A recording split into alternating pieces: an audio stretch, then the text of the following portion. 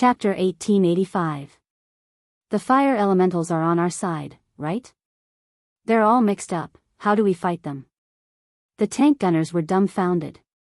The messenger above spat a mouthful of saliva at them. Don't joke around. Don't use holy light cannons, use pure tungsten core armor-piercing bullets. We create explosions to help our own people, our own fire elemental warriors. The bombardment resumed, and the battlefront on Utgard's side stabilized. In the face of the ferocious Neltharion clones, the demigod Kaizi made a move for the first time. He was clearly showing off his love with Caponia recently, but he acted like a lifelong member of the FFF group and directly burned them to teach those wings of light a lesson. The battle with the clones was a little lackluster. The clones had good attack, defense, and regeneration abilities, but they lacked decisive ultimate moves or special skills. At most, they could cause trouble for the Alliance and bully the Alliance subbases that did not have demigod-level combat power. Against Kaizi, defeat was only a matter of time.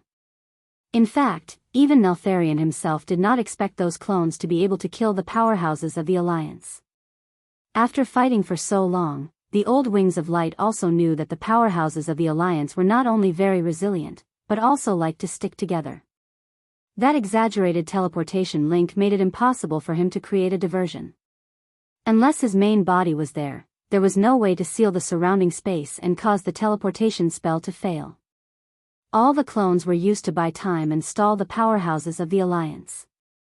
The real main direction of attack of the Armageddon was, of course, the Dragonbone Wilderness to the north of the New Vortex. In the face of hundreds of thousands of Earth elementals and over 10,000 adult Twilight dragons, the Dragon Sleep Temple put on a huge lineup that was rarely seen so far. In the void battlefield above the planet's atmosphere, only the minimum number of scouts and void fortress defense troops were left. Those dragons with rich combat experience were all called back. It was rare in history for so many dragons to gather together like today. The last time there was such a scene was back in the ancient war 10,000 years ago, when the five-colored dragons gathered and angrily attacked the Burning Legion. Now, even they themselves were shocked by the magnificent scene of the dragons flying into the air and gathering together. The red dragons, yellow dragons, and green dragons lined up in order, the blue dragons with a smaller number rushed into the sky, and the shabbiest group of adult black dragons were at the back of the formation. In any case, the 5 dragon tribes that were once divided were now united as one. It wasn't just the standard chromatic dragons. Even the lesser dragons joined the Sleeping Dragon Coalition under Alexstrasza's call. They included the archosaurs that lived in the ice and snow of Northrend, the dinosaurs of the Ungoro crater and so on. Some dragons spread their wings wide enough to blot out the sky, while some dragons were as small as mosquitoes. Regardless of whether they were old dragons that had experienced the vicissitudes of life or young dragons that had just learned how to fly, they all joined the team. This was an order from the dragon aspects. However, the dragon that took to the air first did not immediately pounce on the invading enemy. Instead, it circled above the mountains and used the air currents to wait for its brothers to arrive. These dragons filled the sky, forming layers of ranks from high to low. They circled in a regular route to avoid colliding with each other. On the ground, large batches of Draconians and half-Draconians were pouring out of the Dragon Slumber Shrine's gates one after another. They formed a neat square formation and formed the core of the defensive line on the ground. On the other hand, the terrestrial dinosaurs that could not fly consciously circled around and gathered on both sides, tentatively forming a formation. Faced with this scene, anyone who witnessed this scene would think that they had seen the end of the world. Perhaps it really was the end of the world. The members of the dragon race knew that the great traitor Nesario had done all kinds of evil. This deadly poisonous thorn was stuck in the throats of every dragon, and no one would be indifferent to that kind of stinging pain. The dragon's blood was boiling, and their thunderous roars resounded through the sky. Everyone was waiting for the upcoming battle. The enemy's boss, Nesario, had not yet appeared, so naturally, there would not be a Dragon King on the Sleeping Dragon Coalition's side. At this stage, the 4-color dragon race's second-in-command, led by Krasis, was holding down the fort. Krasis did not know that he had escaped death because of Du's interference. He was shuttling back and forth between the various phalanxes with Kalego's fiancée, Matagosa, and the other second-in-command, coordinating the various dragon race armies. Krasis was a little ashamed.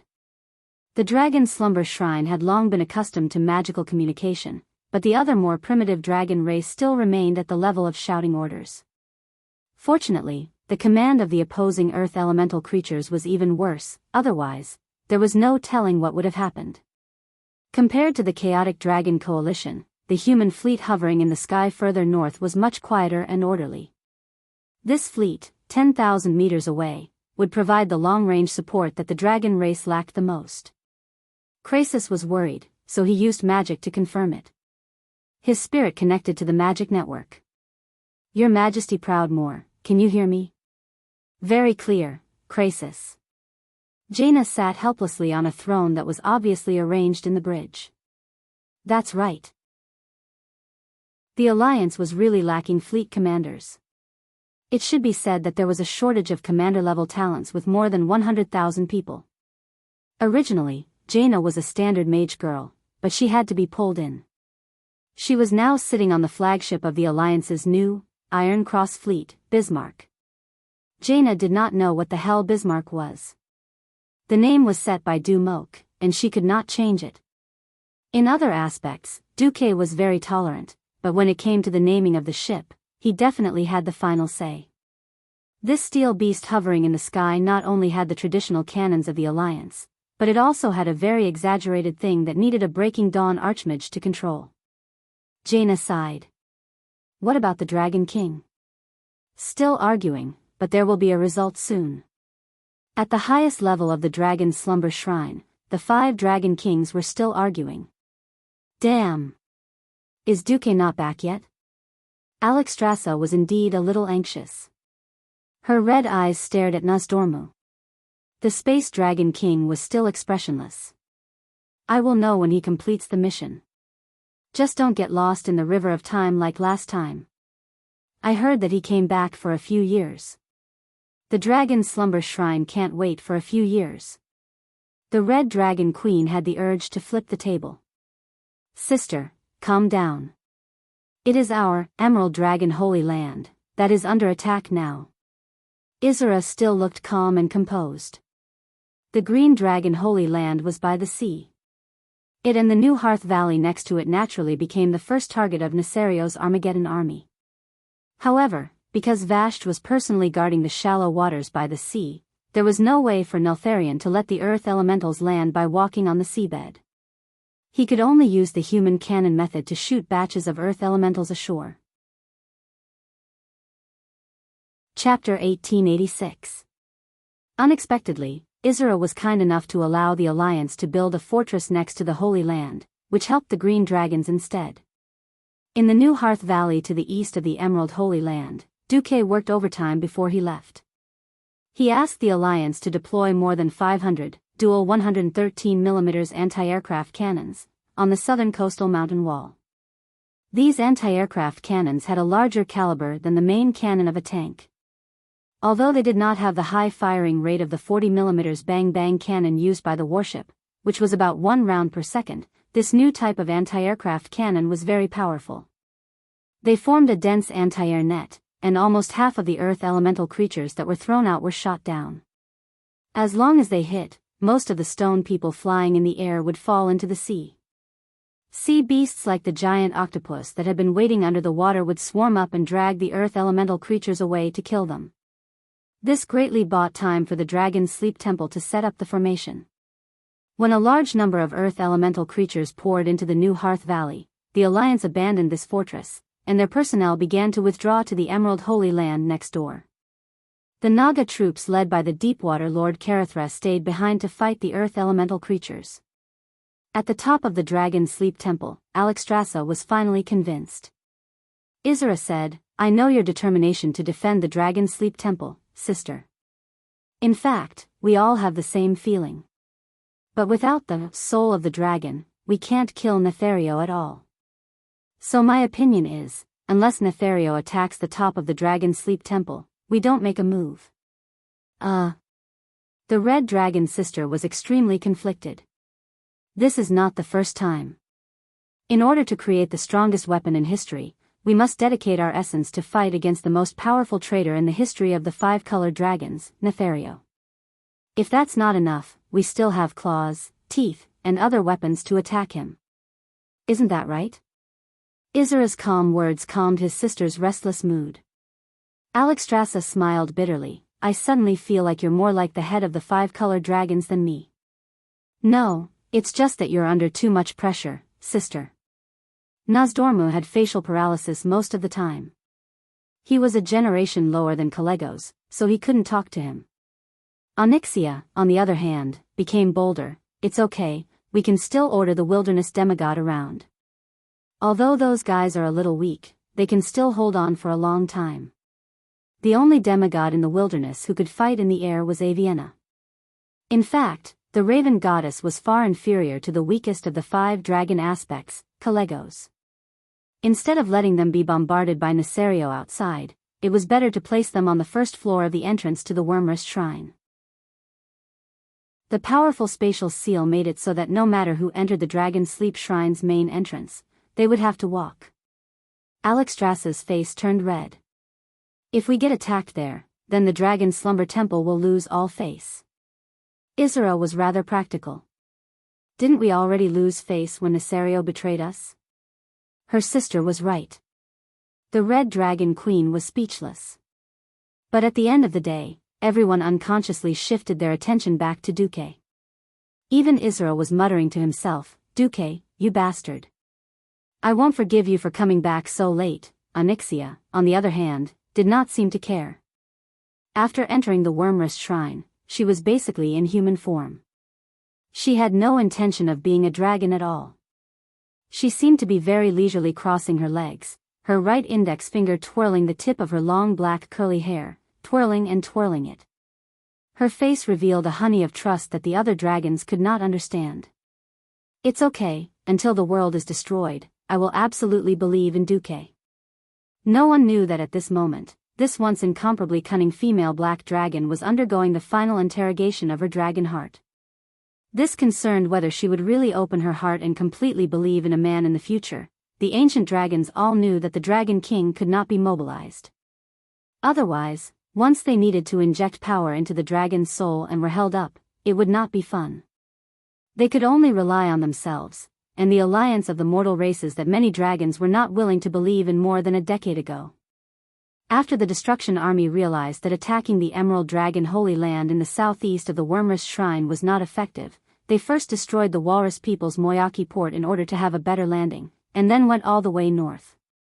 Although tens of thousands of stone men were left to attack the Azure Dragon Holy Land in the southwest of the Wormrest Shrine, the main force was divided into two groups. One group went straight through the two holy lands and went straight to the Wormrest Shrine. The other larger group went around to the west, through the snow-covered drifting snow forest, and attacked the Wormrest Shrine. In the flagship command room of Bismarck, Jaina sighed. What's wrong? Aegwin asked. Jaina rested her chin on her right hand and propped her head up. It'll be fine if Duque doesn't go for a few years this time. Phew. Aren't you all full of energy to prove that the Alliance can fight against evil without Duque? Aegwin laughed. Nowadays, in the Alliance, that's a paradox. Jaina laughed lightly. Holding the weapons and equipment that Duque led the way in developing, using the taxes that Duque brought in to revitalize the economy to nurture an army, and shouting, we can do it without Duque, isn't that a joke? Aegwin shrugged. That's true. Alright, there's no time to be sad. At least we have to hold on and make sure that the situation doesn't collapse.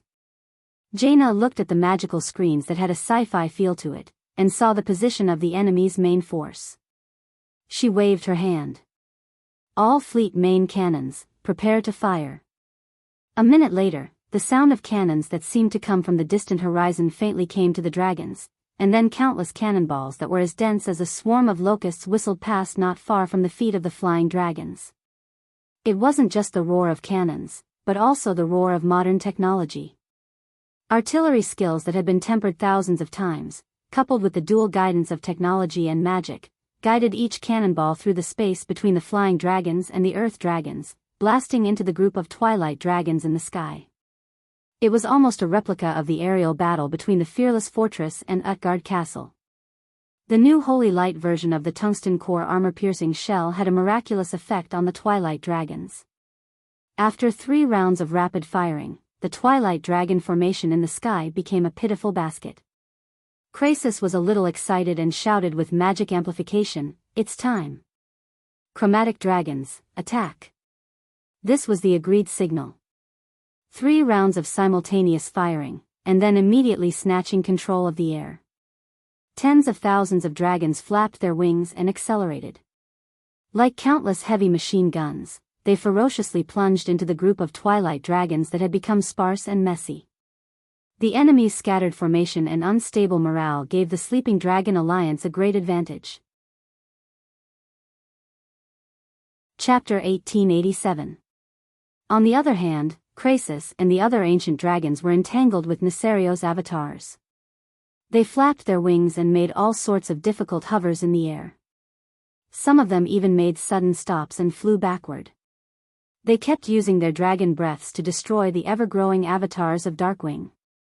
Of course, it looked a little futile. After so many battles, both sides basically had a pattern. The size of the avatars of Darkwing also depended on the size of the avatars. If they were twice the size of an ordinary ancient dragon, then the ancient dragon could still win with numbers.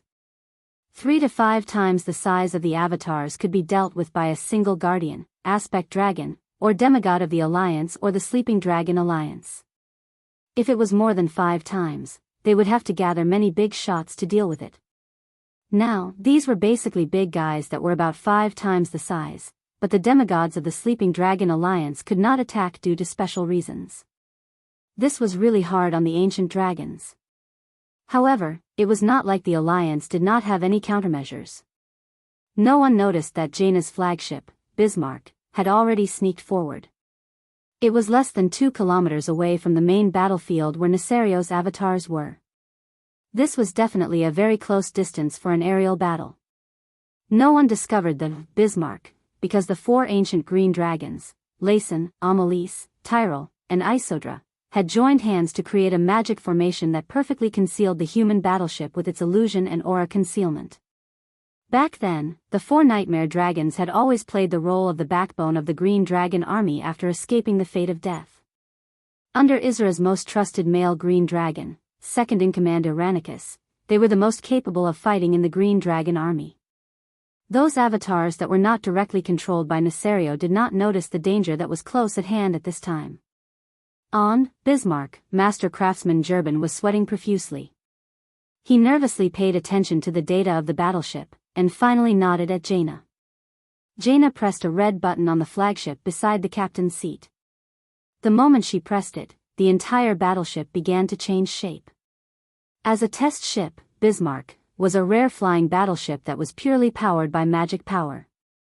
After abandoning the high-powered propellers pulled by diesel engines, it used an anti-gravity magic engine similar to the Dalagen's. Being completely connected to the weave also meant that without it, the entire ship would be like a stranded whale, unable to move at all. On the other hand, as long as it was within the range of the weave, with the support of Pharaoh who had extremely high authority, the Bismarck would be the representative of the weave. The upper and lower layers of the ship have separated. The connection to the weave is working. Confirmation of highest authority in the weave. Magic circuit warm-up test. Test normal. In the command deck, a group of female communications soldiers and radiant moon mages were busy. As one of the greatest experiments in combining technology and magic, Bismarck was displaying its extraordinary side to the world. The largest hull, which was 241.55 meters long and 36 meters wide, was neatly opened near the waterline of a ship. The opening was so flat that one could tell that it wasn't a crack, but that it had the structure to open itself. It looked like the main body of the ship was slowly separating from the bottom of the ship. There were still some metal pumps and hooks connecting the upper and lower parts of the ship, looking a little like the fangs of a dragon.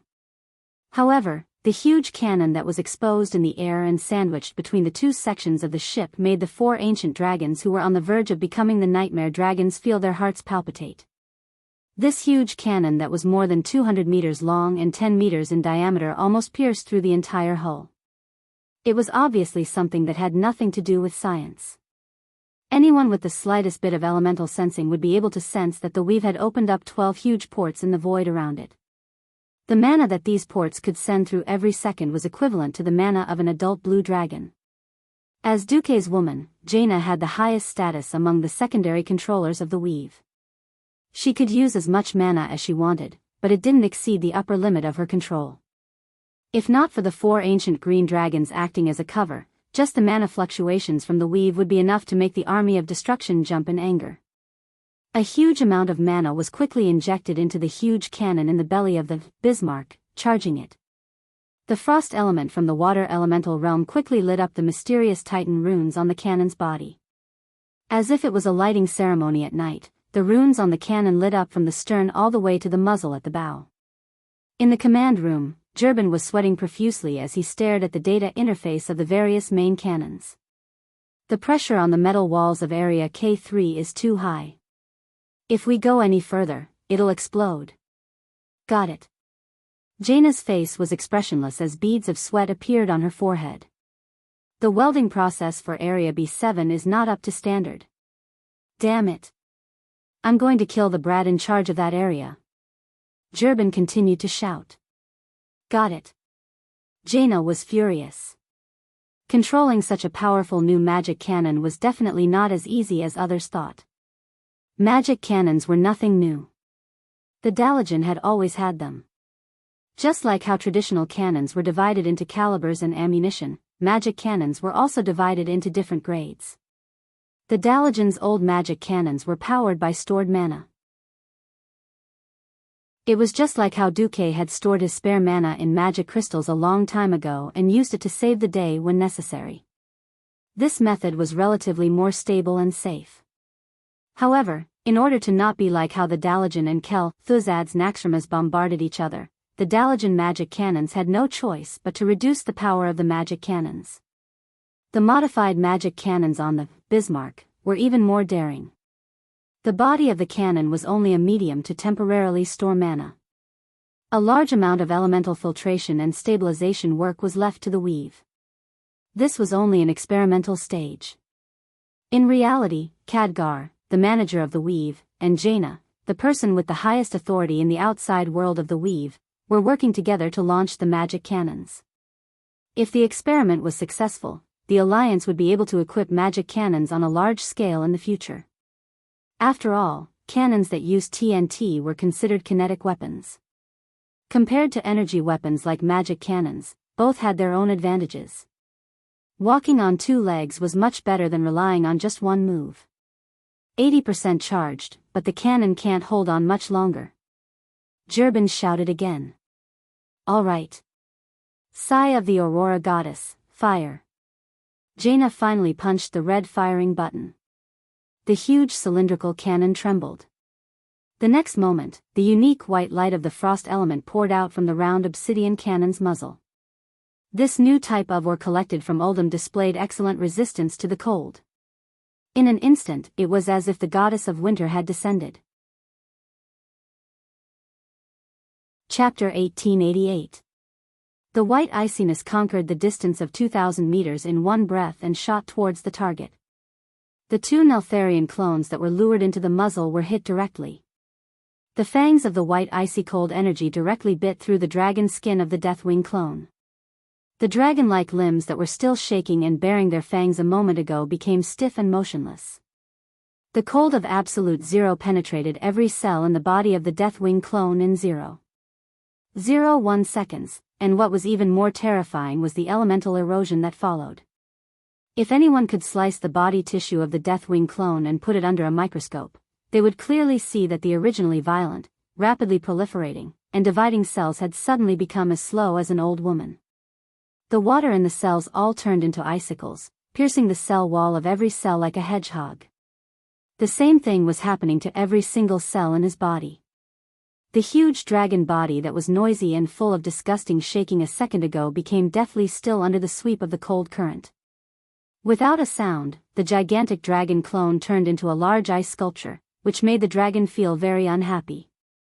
The ice sculpture that lost its support fell from a height of 1,000 meters to the ground. Crack. The two Deathwing clones were directly shattered. Oh, oh, oh, oh. The shocking scene in the magic mirror directly made the Alliance soldiers who witnessed this scene reach a climax.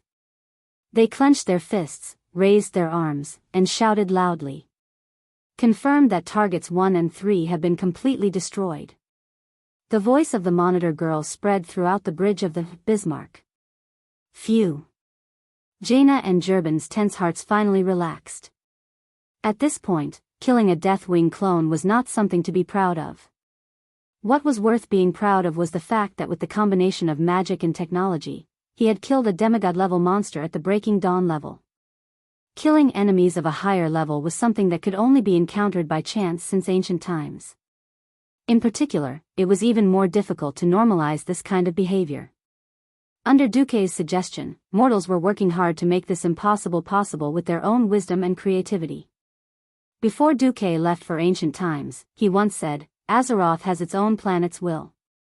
When a planet is plagued with disasters, the planet will release the restrictions it has set up, allowing more mortals to have the space and opportunities to break through. It was foreseeable that there would be more Breaking Dawn wizards one day.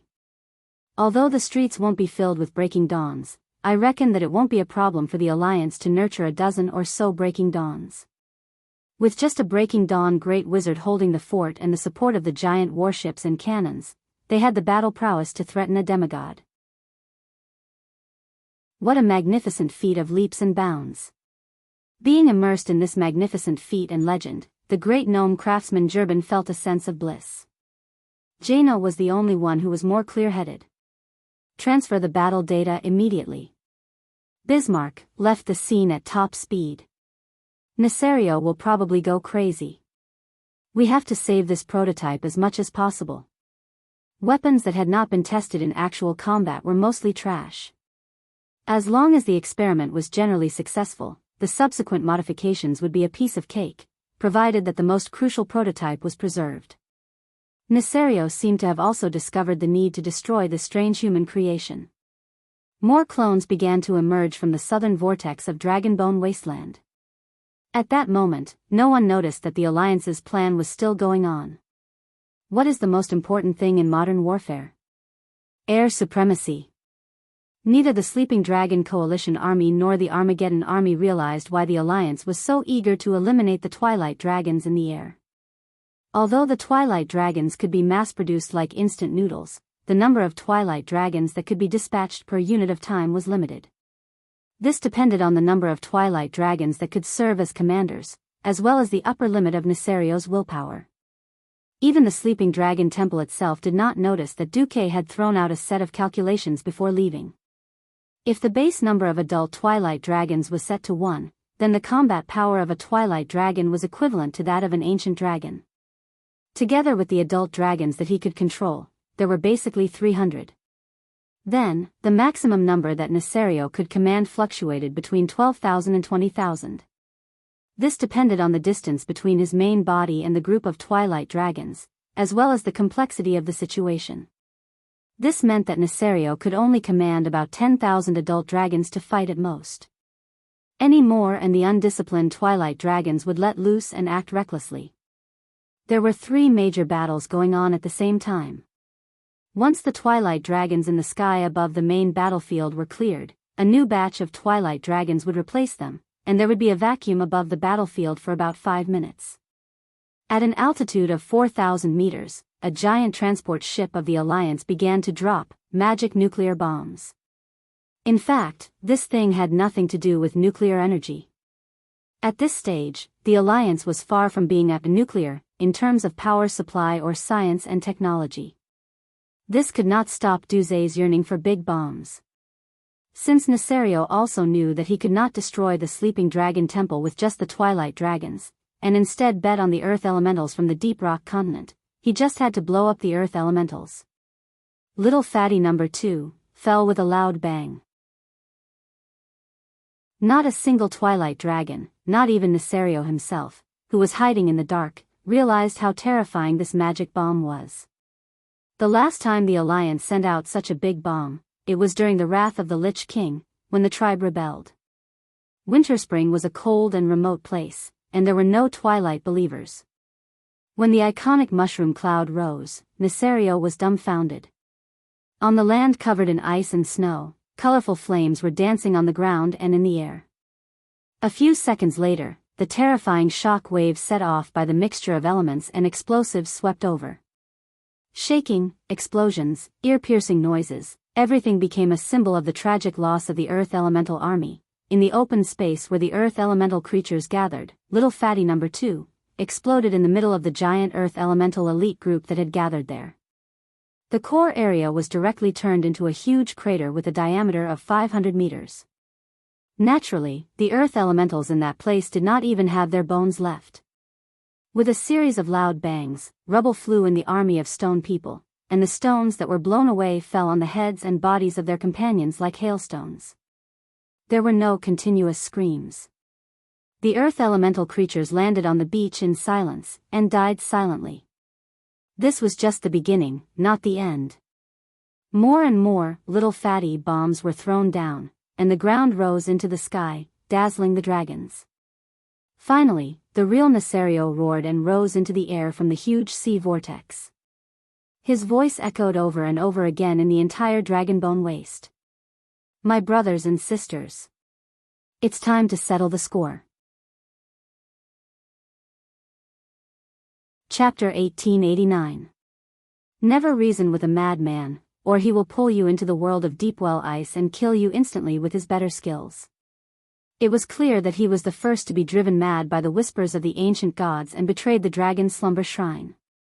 However, in his long-winded description, it became that after the battle at the Dark Portal, the four dragon aspects had cooperated with the despicable and shameless Duke Marcus and joined forces with the rebellious Onyxia to murder him in order to seize his throne.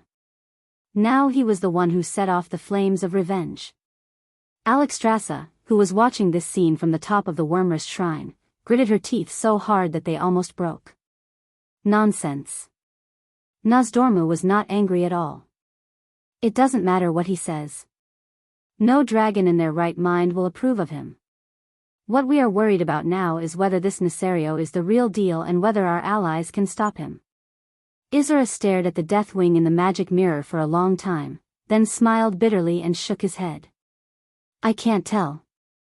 He and his clone also have the same crazy will. He is no longer in existence that I can distinguish between the real and the fake with my power. However, the Dragon Kings were certain that at least the Deathwing in the magic mirror was very similar to the real deal. He also had the constantly proliferating dragon limbs like the clone. This was like a kind of decaying scabies that completely affected the city.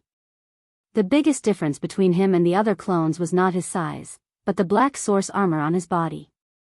This mysterious black metal could only be found in the newly developed Aldum and other places. The only thing that was known was that this source or not only had the effect of stabilizing certain special energies, but it was also very hard. It was so hard that even the Dragon King's claws could not easily pierce through it. At this moment, after seeing Nesario's iron chin, Onyxia said, "It's my father, there's no doubt about it." Alexstrasza's eyes lit up. You feel the blood connection? No, Duque mentioned the term iron chin. I didn't know before, but I know now. It's him. The Black Dragon Princess was very sure. The Red Dragon Queen frowned. After a few seconds, she sighed. Tell the other dragons to make way, don't try to stop this Nesario. Let him charge into the first floor of the Dragon Sleep Shrine. They were betting on the god of the wilderness and the guardians. With just one command, Deathwing had gone on a killing spree. It was unknown what instructions Zoth had given him, but Nesario seemed to want to vent the bitterness of being suppressed for the past few days, or as if he had begun to let loose after Duque was not around. After he appeared, he did not go straight to the dragon's slumber shrine, but instead started a massacre in the sky. It was even swifter than a comet that flew across the sky and even more blazing than the sun that shone on the earth. Just the flapping of its gigantic wings in the air and the huge waves of flames that it created were enough to burn an ordinary adult Penishade giant dragon's body with lust and make it fall to the ground while screaming in pain. Not only the chromatic dragons, but all the dragon-type creatures in the air, including the twilight dragon, were burned to ashes. Ha ha ha. Ha ha ha ha ha. The entire sky of the Dragonbone wilderness reverberated with Neltharion's wanton laughter. My brother. My sisters. For the forgotten hatred. For an even greater world, Deathwing, have come. What about you? Do you, the Guardians, have to hide in the shell of the Dragon's slumber shrine like a tortoise? The Dragon's slumber shrine's response was only silence. In the sky, as long as the dragons could fly away, even the dinosaurs and other vassals of the dragons on the ground ran away. They were only responsible for fighting the Earth Elemental Army, and nothing else. Ha ha ha. Do you think you can hide from me just by hiding? And, Duke Marcus. Do you think your little tricks will work again this time, and you can trick me with a despicable trap? Deathwing raised its chin that was emitting a metallic luster and continued to laugh wildly. Haha. I'm different. I'm really different. In the midst of his laughter, Deathwing flapped his wings. It seemed like he was flying normally, but who knew that the earth would suddenly erupt with a loud rumble. For a moment, the earth shook. The earth was collapsing and cracking, and the Dragonbone wilderness, which had been frozen for the past hundreds of millions of years, suddenly flashed with an ominous glow. In the northwest and northeast directions of the Dragon's slumber shrine, there was a huge bulge.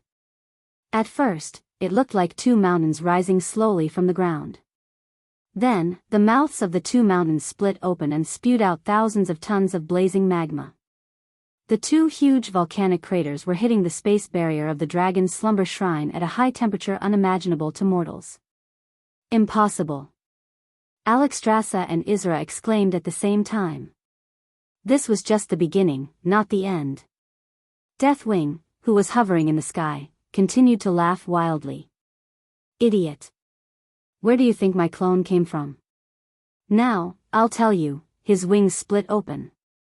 They broke into thousands of pieces, and then, with a powerful and unparalleled momentum, like a cover covering the sky and earth, poured down on the circular area with a diameter of more than 10 kilometers below him. Whether it was the Earth Dragons, Dragon Men, Draconians who could not escape in time, or the dragon remains that had been sleeping in this wilderness for who knows how many years and had long become bones, all of them underwent shocking changes. Roar roar roar, the Tyrannosaurus Rex suddenly grew another head. It did not look like a dinosaur, but a typical black dragon head. The horned dragon with long, sharp horns suddenly split open its abdomen, and turned into a terrifying monster with more than 5 mouths full of sharp teeth. The skeletons of dragons that had lost their lives for more than 10,000 years suddenly grew flesh and blood. The body with countless mouths, teeth, and tongues could not be considered a dragon at all, but a deformed one. Sinestra, who had died in the previous invasion, as well as the leaders of the Twilight Dragons, Cenarion and Variona, all stood up shakily again. After they regained their mobility, the first thing they did was to attack the dragons that were still normal near them. No matter how Nesario tormented his mutated body, it could be clearly seen that all the corpses, regardless of race, had been turned into treasures by him. There were so many humorous WYRMS, and a casual estimate would put the total number at more than 100,000. 100,000 corpse dragons and mutant dragons. Regardless of their quality, just the number alone far exceeded the total number of ice dragons that the Calamity Army had at its peak. Control? No need. Just these corpse dragons and mutant dragons alone. You shameless blasphemer, Alexstrasza was completely enraged when she saw this scene. Come on. Alexstrasza and Duque. I've already made my move. Didn't you want to plot against me? What tricks do you have? Just use them. Nesario yelled wildly. At this moment, Nozdormu's poker face could no longer remain calm. He said softly, Duque, what are you waiting for? Chapter 1890. Was Duque back? The answer was yes. If there was anyone who could monitor Duque's time, it had to be the Lord of Time, Nozdormu. This was different from the last time. Due to special reasons, Duque had delayed for several years and missed too many events. How could Nosdorma not learn from his mistakes this time? He had been monitoring Duque's situation the whole time. As soon as Duque successfully dealt with the signal sent by the dragon soul, he couldn't wait to pick up Duque and the other two. However, Duque didn't show up directly. He didn't even inform any of his acquaintances, nor did he let himself reconnect to the magic net. The only reason Duque went into hiding was naturally because of something more important.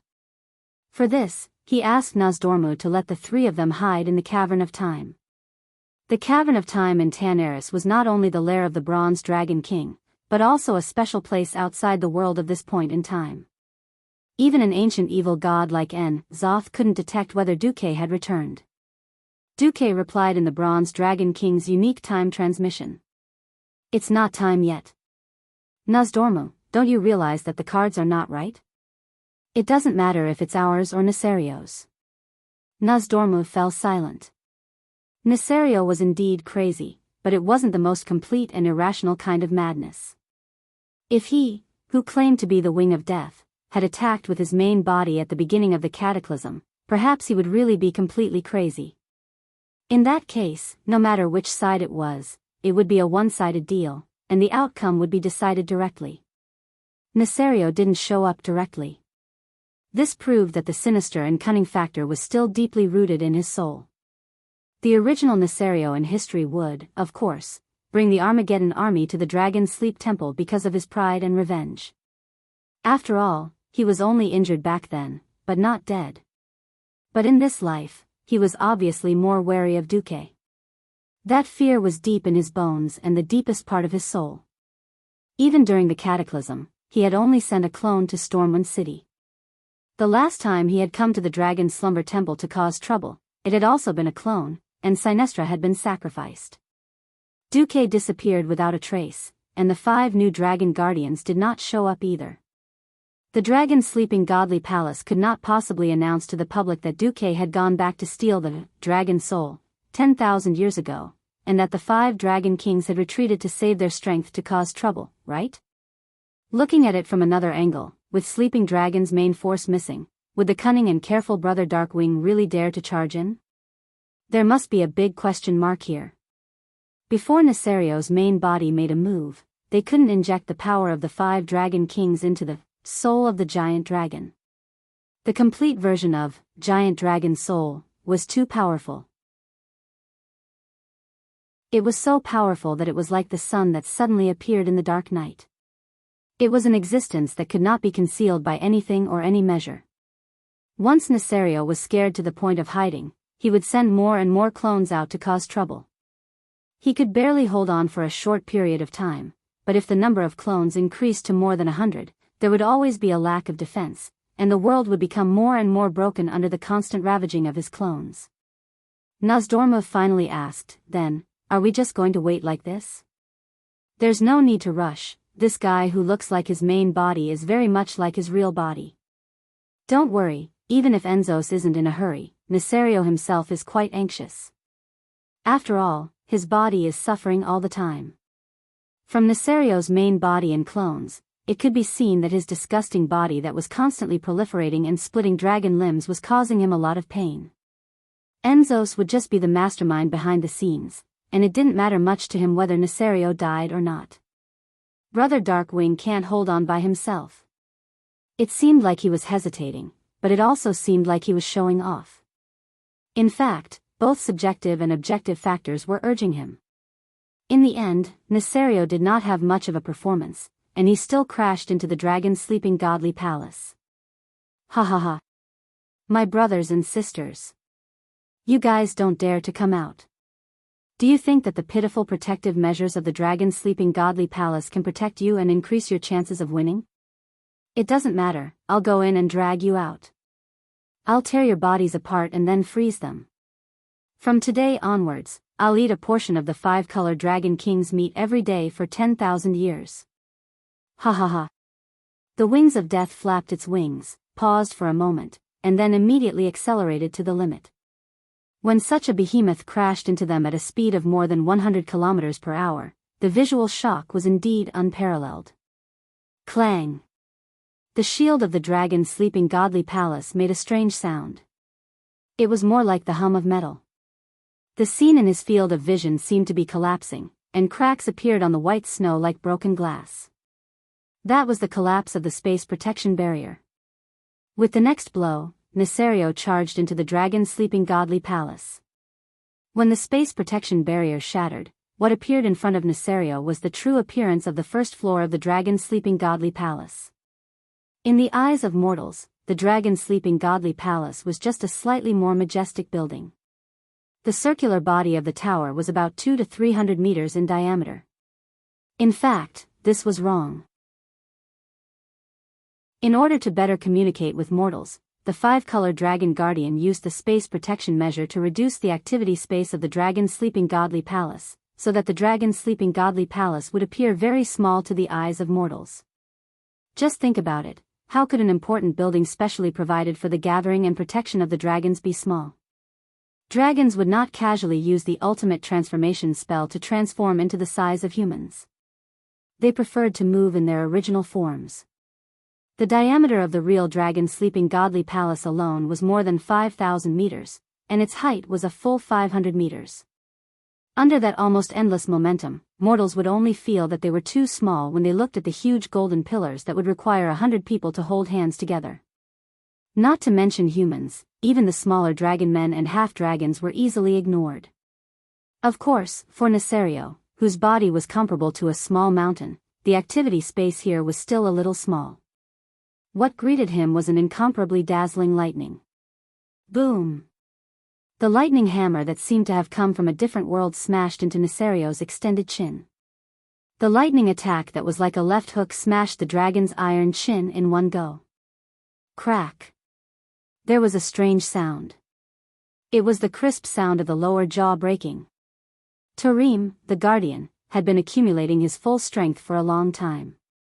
Not only did it directly break Nesario's lower jaw, but even the aftermath of the lightning was instantly transmitted, causing Nesario, who only had half of his body in the first floor of the dragon's sleeping godly palace, to tremble in pain due to the intense electric current.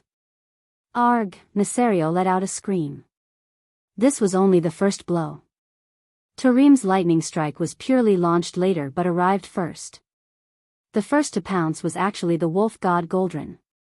Goldrin, who had used a divine spell to enlarge his body, was more than 20 meters long. Chapter 1891.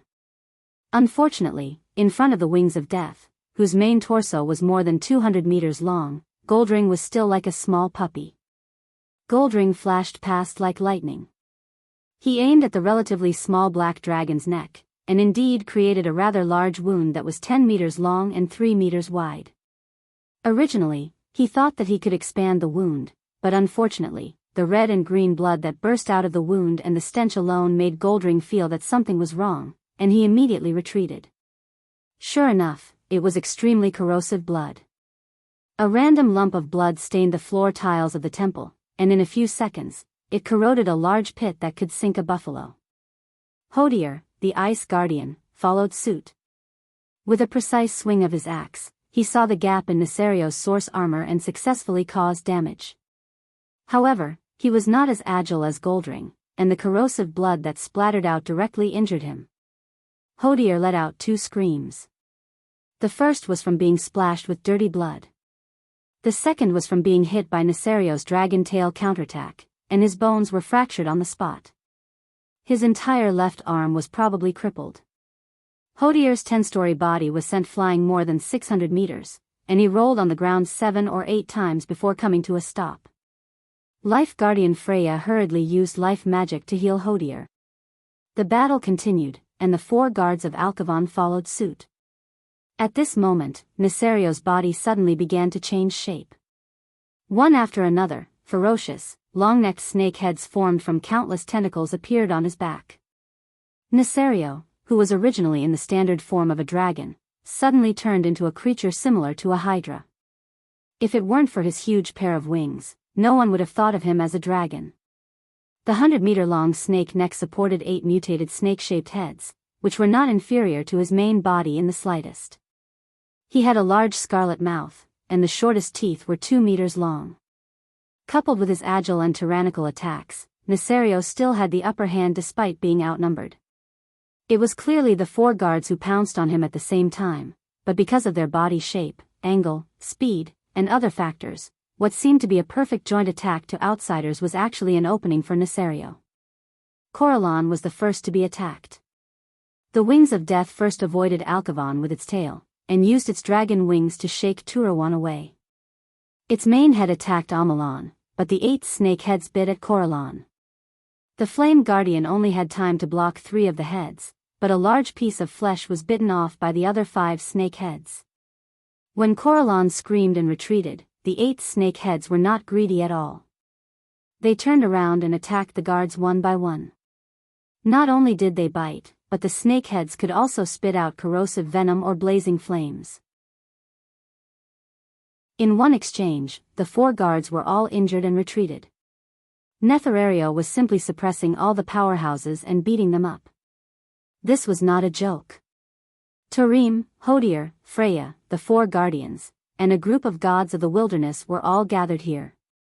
The main point was that those who were stronger than Nesario were not as fast as him, and those who were faster than him could not hurt him. Tortoise god Tatora rolled over, only to be sent flying by a tail. His tortoise shell spun on the floor in a ridiculous manner. Tatora himself was dizzy from the spinning. The only ones who could hold on for a while were the Bear Demon brothers. They had both speed and strength, and worked well together. At least they could barely hold on under Netherario's 8 snake heads. Even so, their injuries were still accumulating rapidly. If it weren't for the powerful healers like the demigods Cenarius and Freya behind them, they would probably have been defeated in a few rounds. As for the crow goddess Iwina, well, the small dragon heads that emerged from the wings of death opened their mouths and spat out venom that was enough to give Iwina a hard time. While the battle on the first floor of the Wormrest Shrine was fierce, the other ancient dragons were also trying their best to resist the zombie dragons led by Sinestra. Although the combat power of these zombie dragons was not as good as before, their size and destructive power were still there. It would take some effort to get rid of them. On the top floor of the Wormrest Shrine, Alexstrasza was excited and nervous. It's him. It's definitely him. Damn it, isn't Duque back yet? He's back, Nosdormu said in a low voice. This was just a show. The 3 veteran Dragon Kings knew that Duque had returned, and their age was enough to support their acting skills. After confirming the true body of Deathwing, they naturally stopped pretending. A portal suddenly opened at the top floor. Thrall held a golden disc in his hand and strode out of the portal. Where's Duque? The Red Dragon Queen asked curiously. He said to prepare to deal with another strong enemy. Let's start the ritual immediately, Thrall said in a low voice. Another strong enemy? Who else is worthy of the word, strong enemy? Isra was puzzled. Thrall shook his head. I don't know either, but if one of the strongest demigods on this planet, the demigod of the weave, Duke Marcus, is serious, I'm afraid it's a strong enemy in the truest sense of the word. Nosdormu was a little nervous. Obviously, when he peeked into the future, he did not see the image of the strong enemy that Duque had mentioned. The situation had already exceeded his understanding. We can't care about that anymore. Anyway, the agreement was for us to find a chance to start the ritual. Alexstrasza glanced at Onyxia and Thrall. To be safe, we'll all do the essence infusion in human form. All right. The 5 dragon aspects immediately reached a consensus. Under the guidance of a mysterious force, the gorgeous platinum-colored disc slowly flew about 2 meters above the ground in the air. The 5 dragon aspects stood in 5 different directions in human form, with the standard 5 equal positions. Without further ado, 5 different colored lights emerged from the palms of the 5 dragon aspects and rushed into the platinum-colored disc. The red flame that represented life and purification. The green mist that represented dreams and illusions. The blue light that represented magic and mystery. The bronze stream that represented time and space. The yellow breath that represented the earth and the cornerstone. The 5 different types of powerful energy were injected at the same time, immediately triggering a powerful energy wave. Whether it was the wyvern fighting in the sky, the earth dragon biting and pouncing on the ground, the twilight dragon wantonly killing, or the earth elemental that was silently destroying, everyone subconsciously looked up. On the icy ground that was stained with blood, all the tiny pebbles on the ground began to spin strangely. The broken limbs and living tissues seemed to have regained life and began to tremble. Some of the tiny debris even floated up and flew into the sky, defying the laws of gravity. Nasario, who was fighting fiercely on the first floor of the temple, naturally noticed the abnormality. The air was filled with the destructive power that he was familiar with. He did not panic. Instead, he looked as if he had succeeded. Ha ha ha. As expected, Master and Zoth expected. A genius idea. You actually copied the soul of the dragon, but you did not expect that I would also calculate this. Chapter 1892. Nazario's words immediately made the hearts of the 5 dragon aspects at the top of the dragon's sleep shrine jump. Nazario was already so fierce, and he still had a backup plan? Even Alexstrasza could not help but glance at her brother, Nozdormu, who was always expressionless, as if she wanted to see something from the face of the Dragon King who never revealed the direction of the future and was in charge of time. Who knew that even Nozdormu himself was shocked? The river of fate must have changed direction greatly. An existence that could be regarded as a trump card by Nazario would definitely be earth-shattering once it appeared. Even Nozdormu himself could not figure out what else could have such an effect. Duque hasn't made a move yet, Onyxia said with absolute certainty. She seemed to be stubborn, but it was more of a firm belief that had been cultivated over a long period of time. Although the initial foundation was just a pitiful relationship between a master and a mount that could be abandoned at any time, as time passed, this belief became more and more unbreakable. Yes. Let's just focus on the infusion of energy essence. Alexstrasza shouted, by the way, can we increase the input power a little? Let's try. The 4 dragon kings nodded in unison. The fierce battle on the first floor of the dragon sleep shrine continued, but more and more dragons turned their attention to the new big whirlpool, because a long, earth-shattering roar announced the appearance of a new boss. There was a pulse from the earth, which was the elemental power from the earth elemental realm. In the sea to the south of the Dragonbone Wilderness, the ancient beach that had once been swallowed by the big whirlpool rose again, and the surrounding seawater that was originally flowing clockwise became turbulent. More elemental fluctuations came, and finally converged on the throne-like stone platform that rose from the bottom of the sea. It was a huge dragon corpse. Just seeing the dragon corpse in the magic mirror made the big shots of the allied forces feel that they could not calm down. Because the dragon corpse had 5 colors, red, blue, green, black, and bronze, which corresponded to the 5-color dragon race. 5 dragon heads, 5 colors, spread all the way to the chest before they were haphazardly pieced together. Ah! On the retreating HMS Bismarck, Jaina, who saw this scene, let out a scream. The next second, she called out again, but this time in a pleasantly surprised voice, Duque, you're back. That's right, Duque, who had been hiding, stepped out of the portal. Yes, I'm back.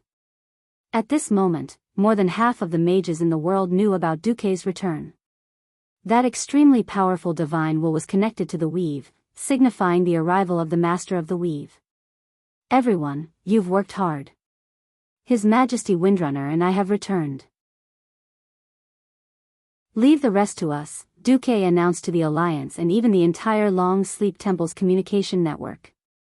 This was a reassuring pill that immediately suppressed the wavering morale of the Allied army.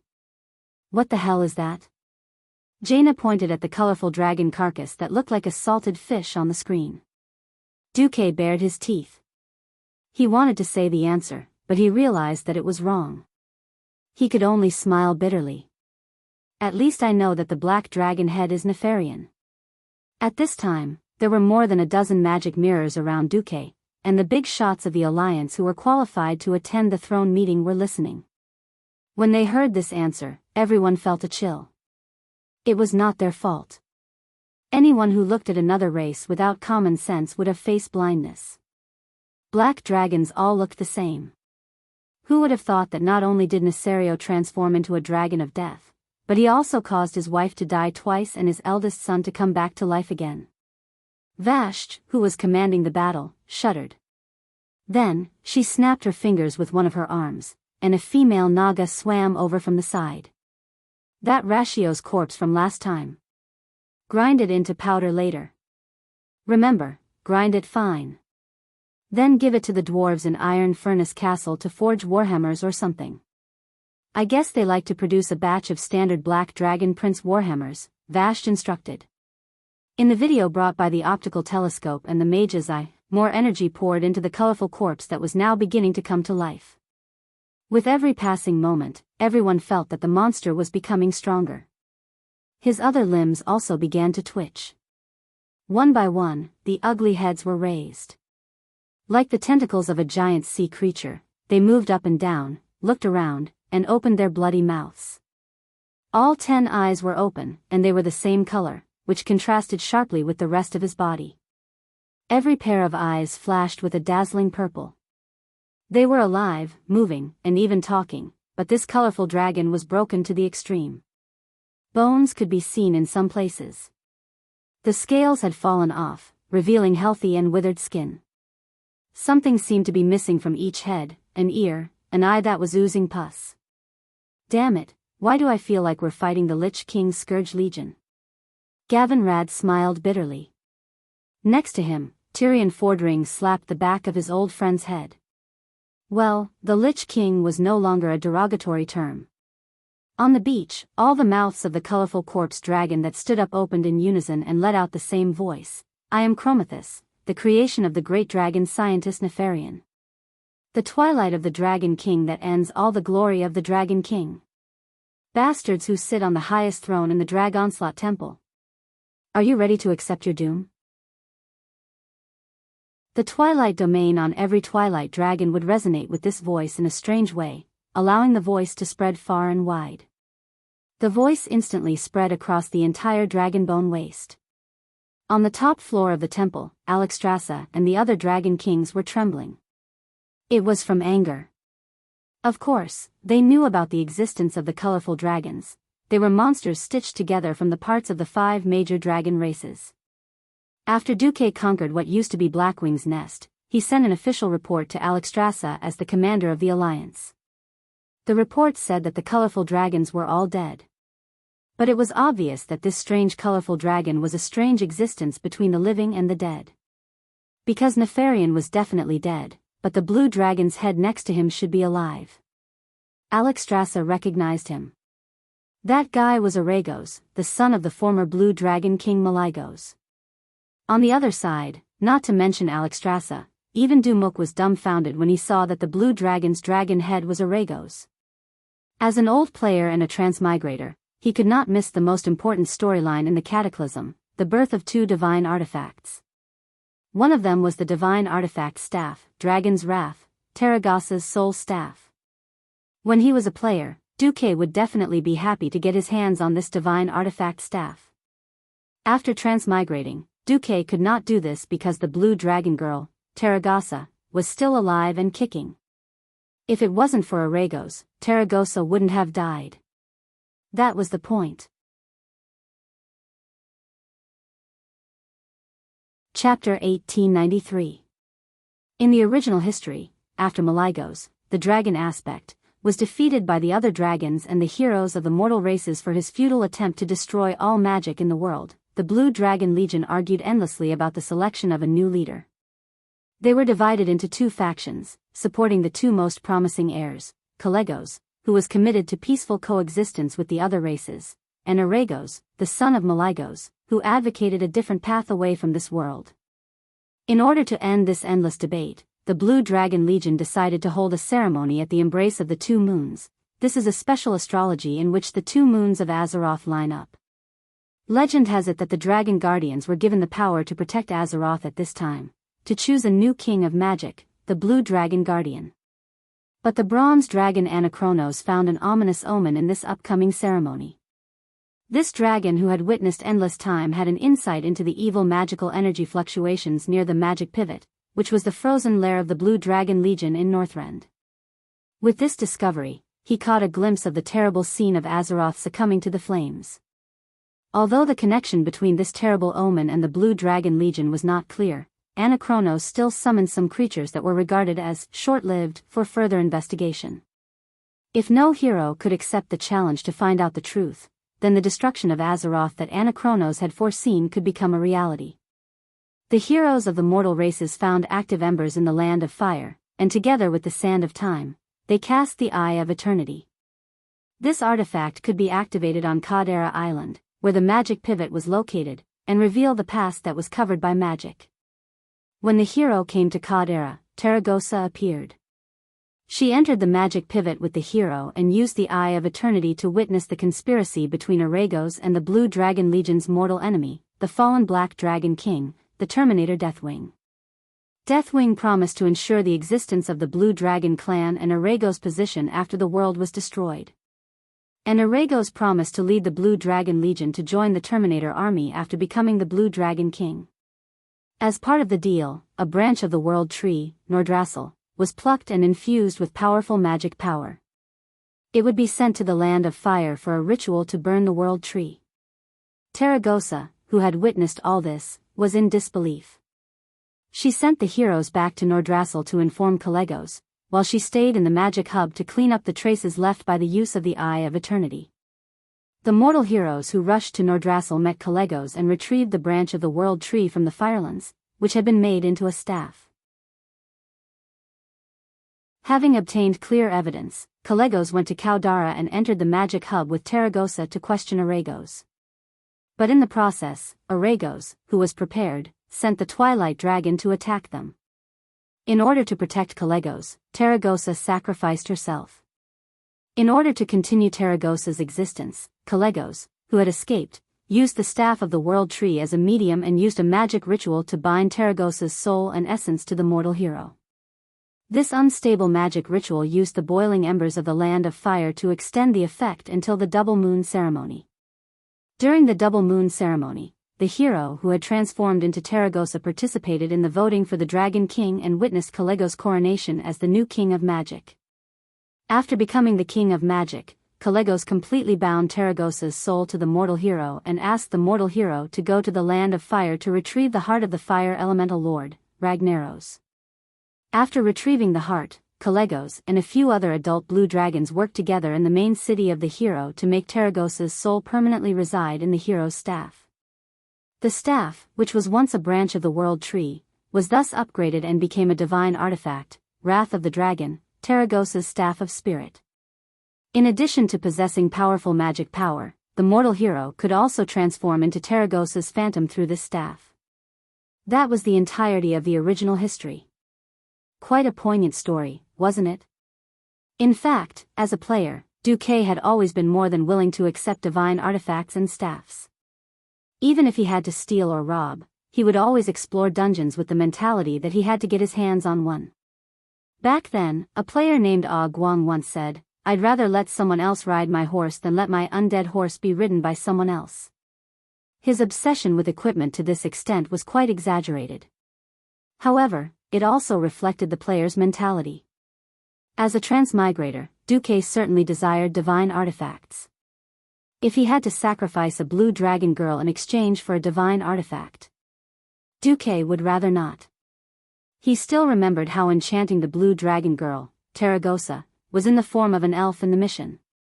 Those long legs, that extremely exotic blue hair, and that extremely aesthetic crooked dragon horn.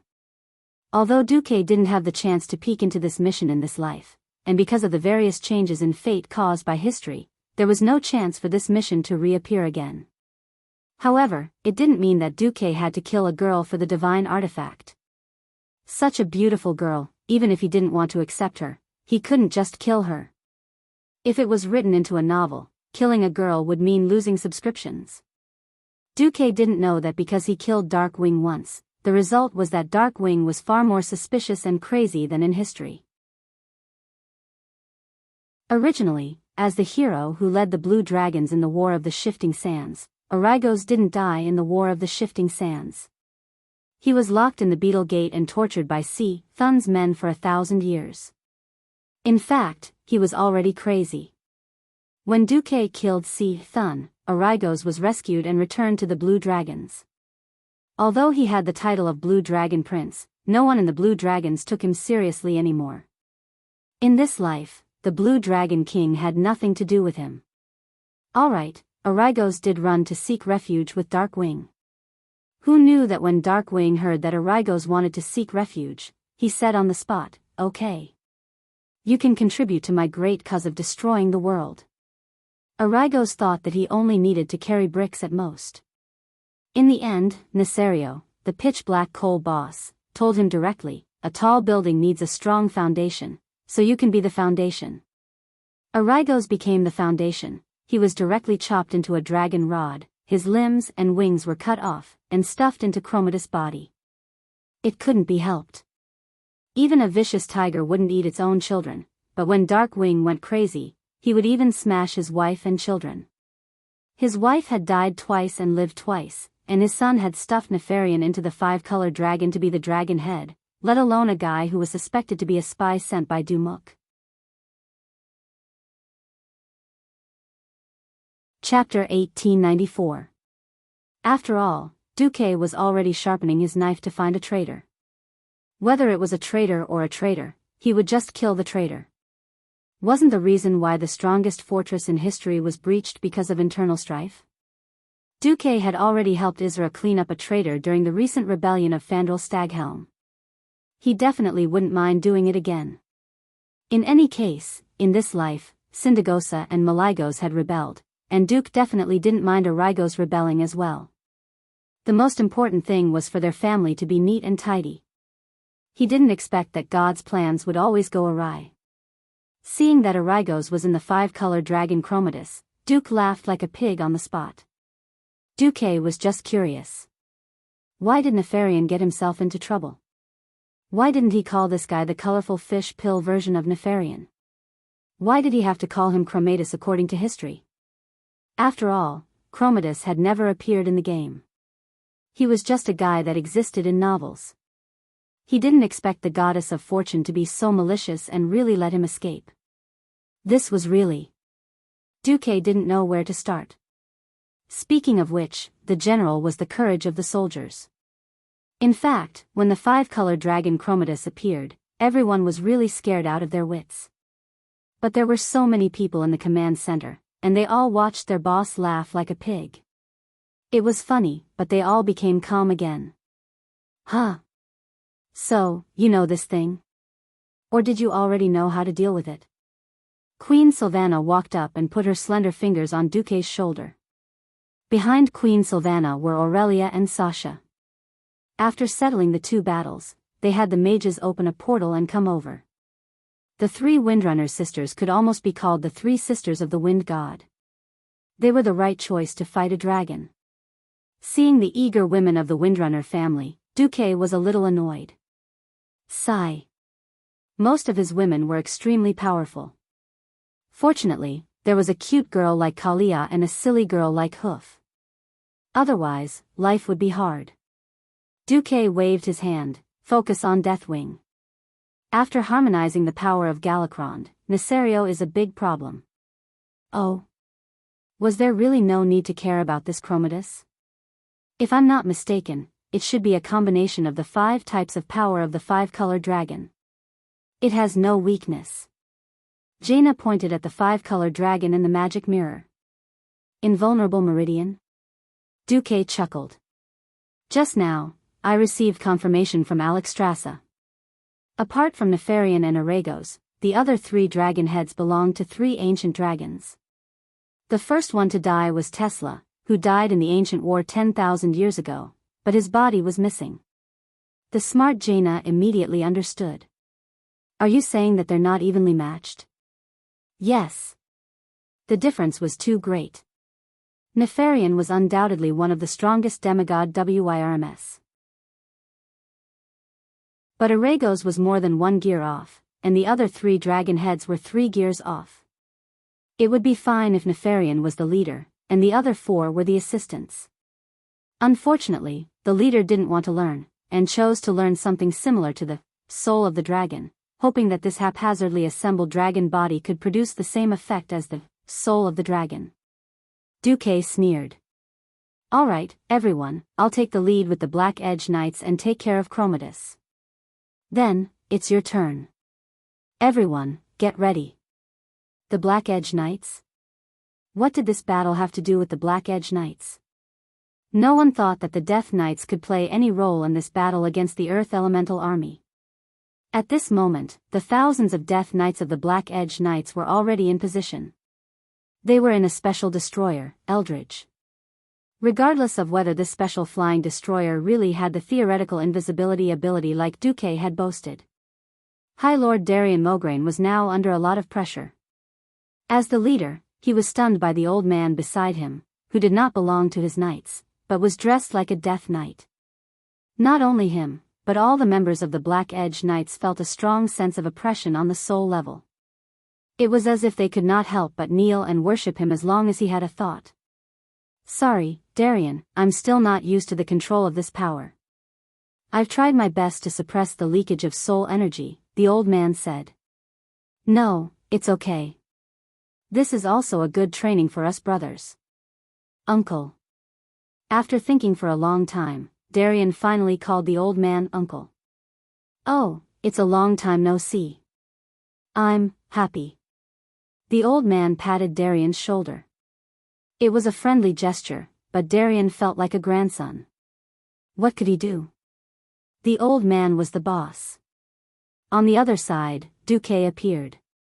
There was a loud noise in the sky, and the big boss appeared. South of the Wormrest Shrine, in the vast sky, 4 huge phantoms suddenly appeared. They were the Wind God Throne, the Land of Fire, the Tidal Throne, and Otter. The phantoms representing the 3 elemental realms spread out elemental energy channels in a way visible to the naked eye.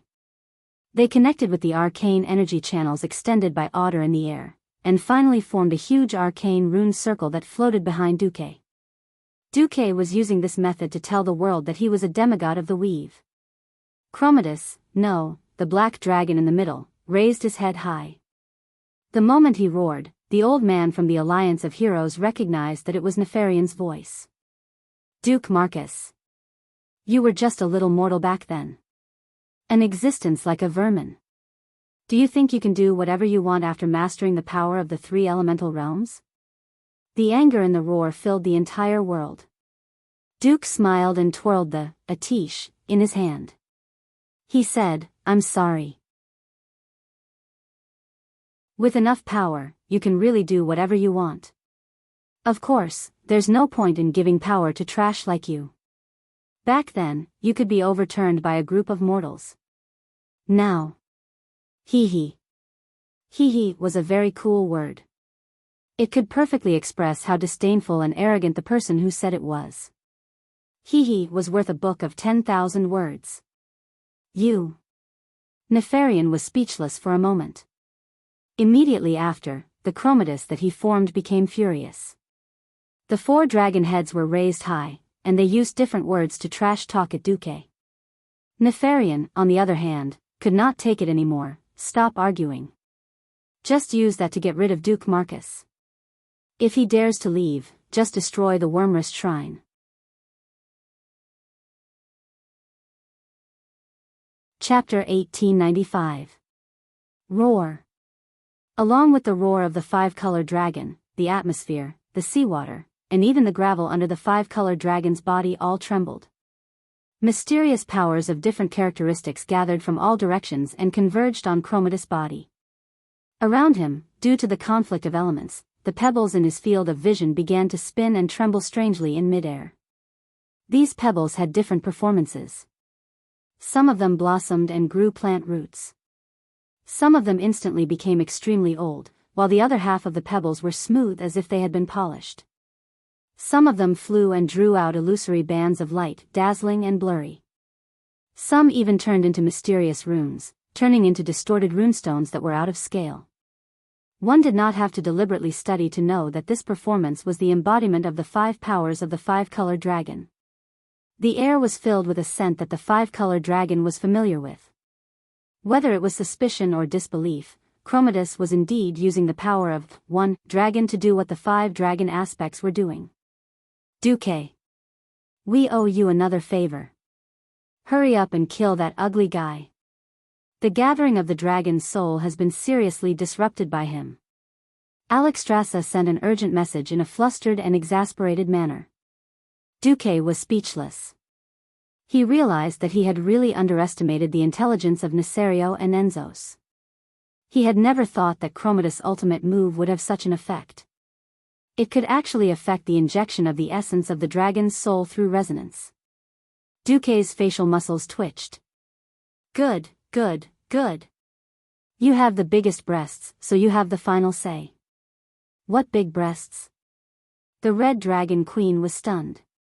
A slip of the tongue. Although Duque teased her, his hands did not stop moving.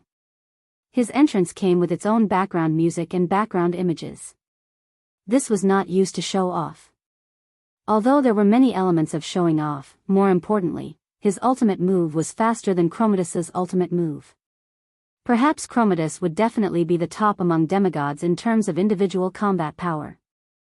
At the end of the day, there was a difference between a demigod who became a demigod with a physical body and a standard demigod who had a world as their foundation. In terms of the convenience of gathering the power of the world, 10 Chromatus couldn't compare to 1 Duque, not to mention the fact that Duque had used the weave in advance in the Dragon's Rest Temple. Even the Dragon's Rest Temple had opened up a mana port for Duque. Pharaoh, who had already finished setting up his base, was acting like a hooligan. In this land, Duque was no different from the pharaoh who had his own wizard tower. The violet of arcane magic, the snow white of ice, and the crimson of fire. When these three colors perfectly blended into a mysterious color that even the naked eye could not describe, the entire sky suddenly flashed with a dazzling brilliance. A gust of wind blew, spurring these three types of energy to accelerate their ejection. It was a roar different from the sound of cannons. The light of destruction formed by the convergence of the three major elements and arcane energy turned into a huge beam of light that split the sky and the earth. Like a huge spear that pierced through the sky, it ruthlessly pierced towards Chromatus, who was on the reef in the center of the sea. The energy spear directly penetrated the group of twilight dragons that were foolishly driven to the center line between the two, projecting the light of death on the ancient beach. The shining radiance of the elements connected with the light in the sky. Even from 100 miles away, one could clearly see the radiance that illuminated the sky and imagine the trembling of the earth there. If Duque was facing an ordinary enemy, then this attack would be enough to send him back to his hometown to play with his eggs. However, that was just a preemptive strike. The supreme biochemical product that could use all the attributes of the Chromatus dragons was not so easy to deal with. A huge magic circle spread out under Chromatus's huge body, almost covering the entire beach. Unbeknownst to him, there were already thousands of twilight believers in robes and hoods surrounding Chromatus. The sound of the incantation resounded between heaven and earth, and the air resonated with it. Dazzling pillars of light pierced through the formation and flew into the air, drawing arcs in the air before finally converging on Chromatus' body. The 5 dragon heads faced Duque's direction at the same time and breathed out dragon breaths at the same time. The 5-color dragon breaths converged near the dragon's mouth, condensing into a terrifying shockwave that was no less bright than Duque's. It easily crossed the distance of thousands of meters, like a spear of light, and accurately collided with Duque's light cannon. On one side, there were ice, fire, arcane, and air elements. On the other side, there were life, time, dreams, earth, and arcane elements. The light cannons of both sides were so dazzling and exaggerated, and the turbulence of energy during the collision was so violent and epic. Every mage and warlock watching this scene through the magic mirror went crazy with joy. They could not suppress the joy and shock in their hearts. Was this the ultimate showdown between elemental magic and mysterious power? Was this the power of Duque, who was at the top of the throne of magic, and the Penachet dragon, who was at the peak of biochemical modification? Perhaps, even after 10,000 years, they might not have the chance to witness such a breathtaking battle again. They marveled at Duque's astounding control, and also marveled at the earth-shattering power of the 5-colored dragons. In this short but intense confrontation, Duque ran into trouble. Master. The weave can't hold on much longer. Karthika shouted through the spiritual connection. Duque bared his teeth. Once upon a time, the magic net was solid enough as a transit and gathering point for guiding power from the elemental realm. Unfortunately, the weave was Duze's creation. It was incomparable to the elemental realm that had been around for thousands of years. It was not that the elements in the elements realm had been exhausted, instead, it was his masterpiece that couldn't stand it anymore. This was awkward. Duque sighed in his heart, then sent a magic message, "Old friend, it's up to you." An indifferent voice came from the other end of the message, then, a 1,000mm cannon opened fire. It was not a tungsten core armor-piercing shell, but a human cannon. It blasted out a fellow dressed in heavy black armor, dressed like a death knight. None of the members of the Destruction Army took this missile seriously. The cannonballs of the Alliance were indeed powerful and could turn many twilight dragons into dogs. However, this was limited to adult dragons that were below the level of ancient dragons. At the level of the ancient WYRMS, the hardness and toughness of their scales, as well as the magic resistance of their bodies, were not something that could be penetrated by ordinary attacks. Unexpectedly, the cannon did not explode after landing. It only smashed out a huge crater. No one cared. A voice that seemed to come from the depths of hell sounded from the bottom of the crater. Life is life. Death is death. You are a monster that transcends the boundaries of the living and the dead. Your existence has always been a mistake. In the name of the holy light, no, in the name of the king of the dead, I order you to return to nothingness. Chapter 1896. If he had the time, Duque would not mind sparring with a strong enemy like Chromatus. Unfortunately, Duque did not have the time, because when Chromatus appeared, Wings of Death on the first floor of the Wormrest Shrine went into action. His huge size gave him a great advantage in hand-to-hand combat.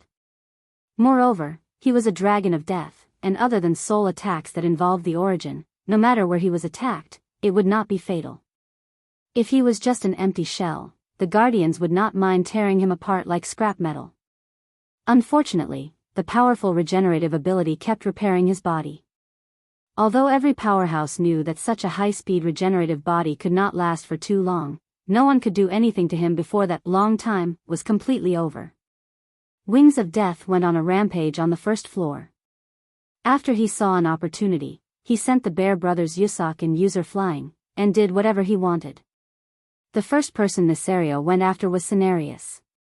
There were only 2 strong healers in the allied army. Freya was a 10-story tall giant, and Cenarius was the weakest. In front of a 200-meter-long dragon tail, his 4 legs were short legs. With a sweep, Cenarius' 3 legs were directly broken, and he became a noob. He did not die, but he lost the ability to move for a while. Archivon desperately blocked Wings of Death's next attack, and Goldrin rushed over, bit Noob's butt, and dragged him to the side hall of the shrine. At least there was a protective spell formation there, and it could last longer. It was common sense to kill the healer first in a group fight, and Wings of Death used this trick to the fullest. After knocking Turawan away with his claws, Wings of Death decisively gave Freya a dragon wing slap, and half of the female guardian's face was crooked. He did not linger at all, and took Turim's lightning strike head-on, and rushed to the second floor of the Wormrest Shrine. The space on the second floor was not as big as the first floor, and it was only about half the space. This was better for Wings of Death's size. The space was too small, and his huge body could not move. The space was too big, and those annoying flies had a place to hide. Once on the second floor, the smaller god of the wilderness did not dare to go up. Otherwise, what about the divine meat sauce? It was precisely the Guardian's request for help that made Duque have no choice but to act shamelessly. The one who tricked Chromatus was Uther, the Lich King who should have left history a long time ago but had become the Lich King in this world. He did not seem to have done anything. He just raised his small arm and clenched it against Chromatus' chest like the Death Knight's signature, Death's Grasp. A faint black light pierced into the chest of the multicolored dragon. The light was so plain and unadorned that the Twilight believers who were close to it could not even detect anything special about it. Some of the Twilight believers even sneered at the man who looked like a Death Knight. But what happened to Chromatus in the next second almost drove the Twilight believers crazy. Because Chromatus' entire dragon body was in trouble. This 5-color dragon should be perfect. Back then, after Enzos picked up the last of his neck and head, Nefarian was forced to work by Enzos and Nesario. The Black Dragon Prince, who was left with only a nearly annihilated soul and a dragon's neck and head, did not have the heart to die at all. With the greatest enthusiasm and the most earnest attitude, he at last produced this supreme masterpiece of his, Chromatus, which contained himself. This was a biochemical monster created after countless experiments and thousands of years of research. In order to avoid the excessive load caused by the energy conflict and the collapse of the dragon body that Chromatus put together, Nefarian also obtained the method of making the dragon soul from his father and modified a magic circle so that the power of the 5-color dragon could be fused outside the body and blasted out. This was the perfect form of existence for the 5-color dragon. As long as the output power of the 5 dragon heads was controlled and the power of the dragon breath was uniform, there would be no problem. In theory, this was true. But Nefarian would never have thought that there was a Lich King in this world who specialized in dealing with the dead, and he was in the Alliance. Back then, after Arthas killed the blue dragon Sapphiron, he turned him into a frost dragon under his control. He also controlled many dragons of death, including the queen of the blue dragon Syndagosa. This showed the Lich King's control over the dead. As a paladin with the strongest willpower, Uther did not surrender even when he was absorbed by Frostmourne. In a sense, in this world where spiritual power was power, Uther's upper limit as a Lich King was likely to be higher than Arthas's. This was something that could not be known at this stage. But with him making a move, Nefarian immediately felt that something was wrong. Originally, through the stitching of the dragon bodies and the soul fusion, the souls of the 5 dragons were combined into one, and their thoughts were synchronized. Who knew that at this critical moment of the ultimate move, it would suddenly collapse again? Nefarian instinctively wanted to use his own willpower to fight against the huge spiritual pressure. He failed. Just like a sub-dragon at the lower end of the food chain, a pure-blooded dragon at the top of the food chain had a natural fear. He could not resist the pressure from the mysterious man at all. This man was his king. He ruled his body and his soul. Every word of this man fell into his mind like an imperial edict that could not be resisted. Maybe when he had stronger soul power, he could fight against this mysterious king of the dead. Maybe his father could do it. But not him, Nefarian. Oh, no. Nefarian let out a final scream. Chromatus's soul collapsed, and naturally, the light cannon released by the 5-color dragon could not be maintained. The bystanders only saw that Dumug's gorgeous ultimate move finally overturned Chromatus's 5-colored cannon. But no one could see the role that Lich King Uther played in this. Actually, Duque did not mind letting Uther make a grand entrance and clear his name. But Uther was firmly against it. Dumug could only be thick-skinned and keep the achievement of killing the 5-color dragon with one strike. Everyone watched in shock as the elemental light beam pierced through the black dragon's head and finally entered the huge body that was mixed with 5 different colors. The other 4 heads howled in pain and raised their necks. Their entire bodies stood up from the wet rocks on the ancient beach and fell backward.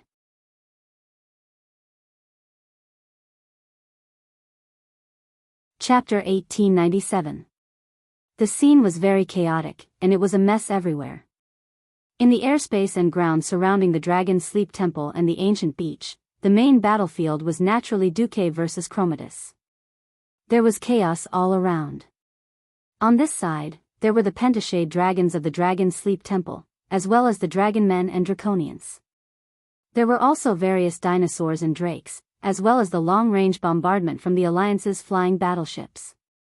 In the sea, there were also many Naga and Murloc troops who risked being sucked into the great whirlpool.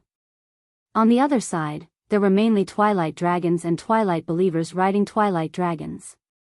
On the ground, there were a large number of earth elemental creatures, biochemical bone dragons, and various mutant monsters. They fought in the sky, on the ground, and in the sea. Flesh and blood flew everywhere, and elements collapsed. almost no one would notice that a guy who looked like a Death Knight turned out to be a Lich King, an existence that theoretically did not exist. Perhaps the most sharp-eyed powerhouses would notice that it was often the higher-ups of the alliance. In any case, a large group of onlookers who were not of much help to the main battle only saw that Duque had used a terrifying move that combined the power of the three realms to instantly kill the enemy's seemingly very strong boss. In this day and age, those who could attack on a large scale were all abnormal. Those who could have abnormal destructive power were definitely big bosses. This point of view was definitely correct. Their own big boss, Duque, had instantly killed the opponent's big boss. When else would they shout 666? For a moment, the entire Alliance army was seething. Oh oh oh. Boss is mighty. Long live Duke Marcus. Long live the Alliance. Not to mention the mortals on the distant battleships, the highly intelligent Pentichet dragons, and even the dinosaurs and other drakes with average intelligence instinctively roared at the sky and roared. Roar, roar, roar, roar. The roar was long and filled with savagery. Many ancient dragons could not help but recall the battle from 10,000 years ago. It was the same fight against evil, and it was the same gathering of all races. The feeling of working together was great. At this moment, Alexstrasza, who was on the top floor of the Dragon Sleep Temple, was both surprised and happy. She was happy that Duque had instantly killed the Destruction Army's backup, Chromatus. Speaking of which, Nesario also had 8 snakeheads, but Alexstrasza did not care about that kind of single attribute snakehead. After all, no matter how strong they were only strong in physical attacks. There were many ways to deal with them. However, she really did not know how to deal with Chromatus, who could gather all 5 elements and cause a mixed reaction just like Giant Dragon Soul. She imagined that if it were the 5 dragon aspects, they would probably suffer a crushing defeat. He really didn't know how Duque defeated that monster with just one light cannon. At this time, she did not notice that her sister Isra's eyes were shining with a strange light. What surprised him was that Nesario was actually so powerful. There were faint signs of him breaking through all the way here. Oder had 3 guardians, 4 guardians, and several gods of the wilderness. This kind of strength was definitely too powerful in the world. Unfortunately, he was no match for Nesario, who used his size and regenerative abilities to act like a hooligan. This was a situation where one person could defeat 10 people with great strength. When the opponent's body was too big, normal attacks were obviously not powerful enough. She wanted to speed up the infusion of energy into Colossal Dragon's Soul, but she couldn't. How much water a bucket can hold depends on the shortest piece of wood. Onyxia had actually worked very hard. Compared to her previous sloppy self, she was many times better. The Red Dragon Queen could completely imagine how much effort Duque had put in, and even paid a high price that she didn't know, to make this female black dragon, who didn't even seem to care about the destruction of the world, work hard. Unfortunately, some talent and some hurdles could not be overcome by hard work. That was inheritance. When dragons gave birth to children, they would unknowingly imprint the way they used their power into the dragon's egg. That was the inheritance of the wisdom and power of the previous generation. Or when imparting skills, these elements would be engraved into the children's souls in the form of soul imprints. Although Maligos was a little crazy, he had done enough to pass on the Blue Dragon clan's inheritance. However, when Nesario forcefully pushed Sinestra and the other female dragons, he had already gone crazy, and completely abandoned the power of the Earth Guardian. This caused this power to lose its inheritance. Unless Onyxia found another way to use the power of the Earth on her own, she would never be able to reach the height that Nesario had when he was an Earth Guardian dragon. For example, if the new king of magic, Calegos, had 80% of the previous Blue Dragon King, then Onyxia would only have 70%. As a basic output of power infusion, she was qualified, and her performance was still surplus. However, in a situation where time was getting tight, she would become a fatal shortcoming if 100% of power and essence was really needed. Compared to her, Calegos' talent seemed to be activated, and his use of magical elements was becoming more flexible and smooth. It seemed that Calegos could be improved to at least 90%. Alexstrasza could only be anxious. At this moment, Sal, who had been standing at the side and being stared at by several ancient dragon guards, said, "Your Majesty, Onyxia doesn't seem to have a thorough understanding of the earth. If you don't mind, I hope to help the Black Dragon Queen." Alexstrasza still had some spare time. She turned to look at Sal. "Sal, do you think I can trust you?" It was not Firebird, but the Majesty of the Queen had a kind of power to interrogate the soul. As the shaman of salvation, Sal naturally had a clear conscience. He looked at the Red Dragon Queen's fiery red eyes with a clear and fiery gaze. "My soul is trustworthy. Even if your Majesty Alexstrasza doesn't trust me, you should at least trust His Excellency Duke Marcus who sent me here." Sal sighed in his heart. This was the sorrow of having a relationship with the Dragon Sleep Temple too late. Back then, the Dragon Maw clan's enslavement of the Red Dragon Queen and even the Red Dragon Army made it difficult for the tribe to have a good relationship with the Red Dragon clan. It could be said that finding a starting point was too slow. Sal had no choice but to use Duque's name. At least Duque had asked Sal to send the soul of the dragon over. Arranging for him to send such an important thing proved that Duque trusted him. Unexpectedly, Onyxia also chimed in. "Duke said that you can trust Thrall, but don't trust the tribe so easily." Sal bared his teeth on the spot. He wanted to refute, but he found that what Duque said made sense. Even he himself felt that his moral integrity was above the credibility of the entire tribe. Look at that bastard Gurus, he destroyed all the terms of cooperation with the Alliance and started a war everywhere like crazy. Sal sighed. "All right. You help." Alexstrasza finally agreed.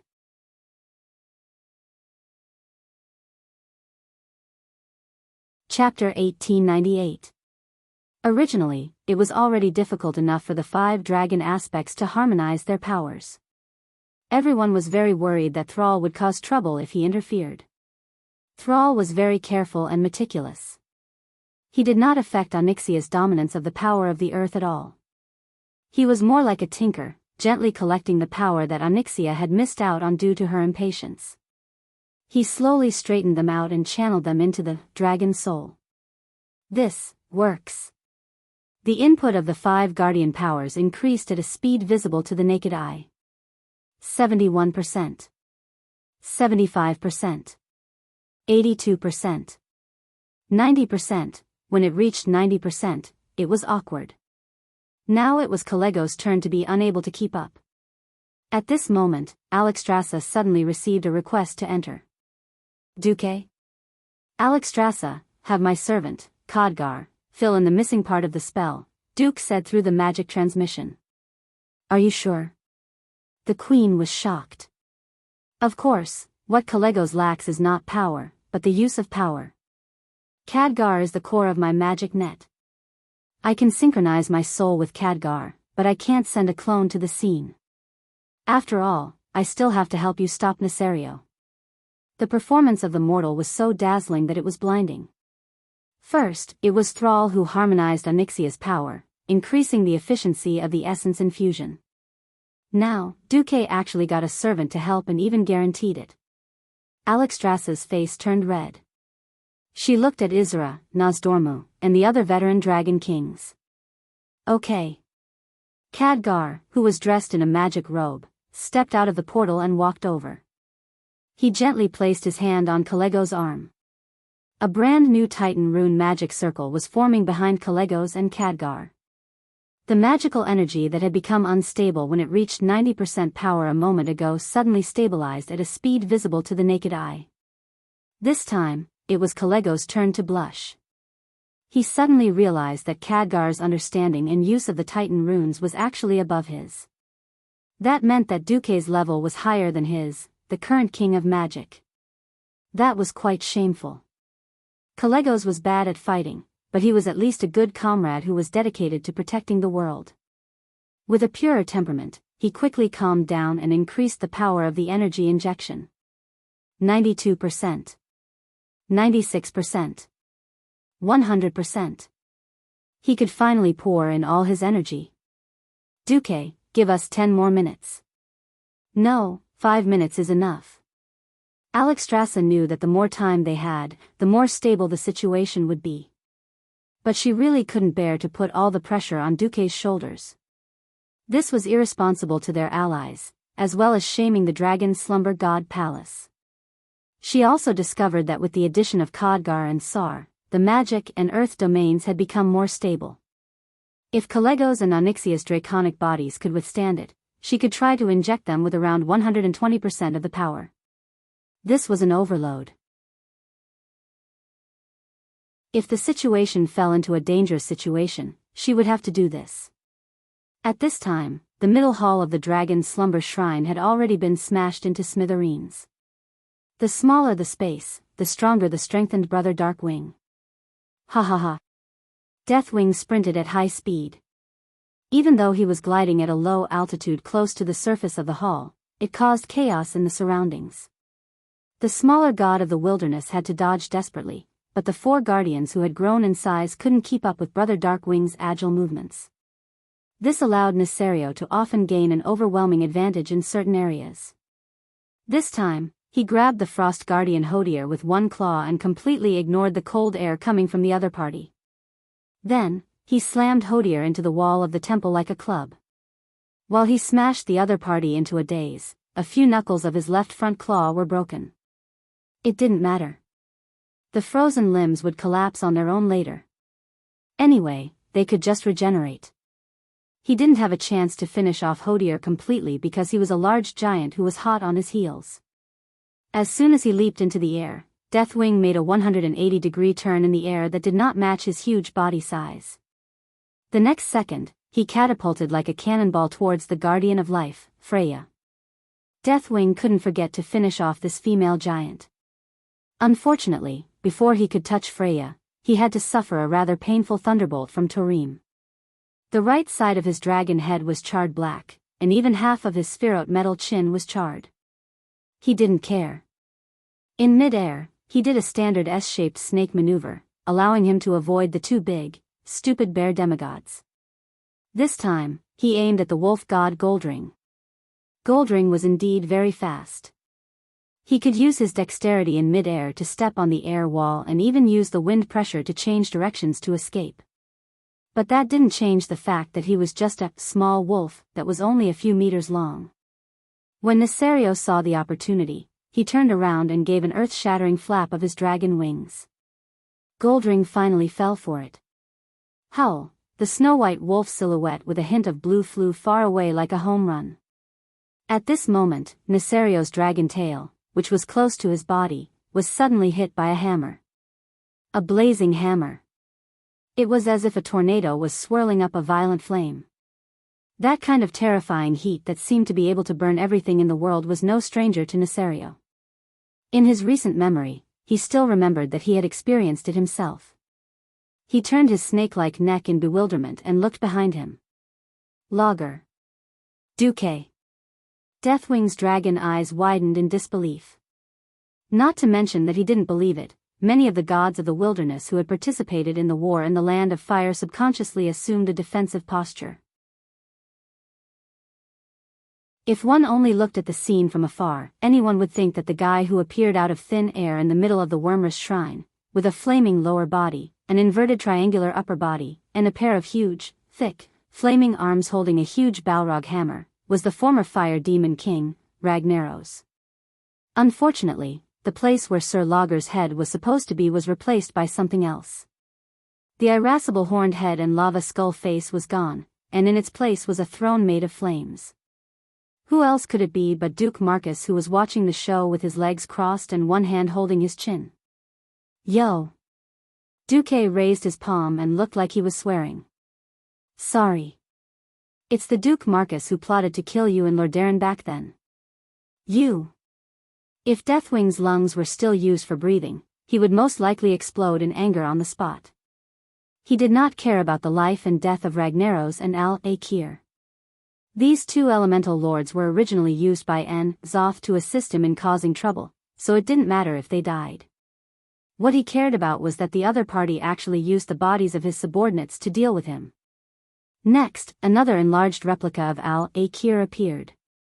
Of course, his head was replaced with Savannah's. Hey! What do you think of our elemental body?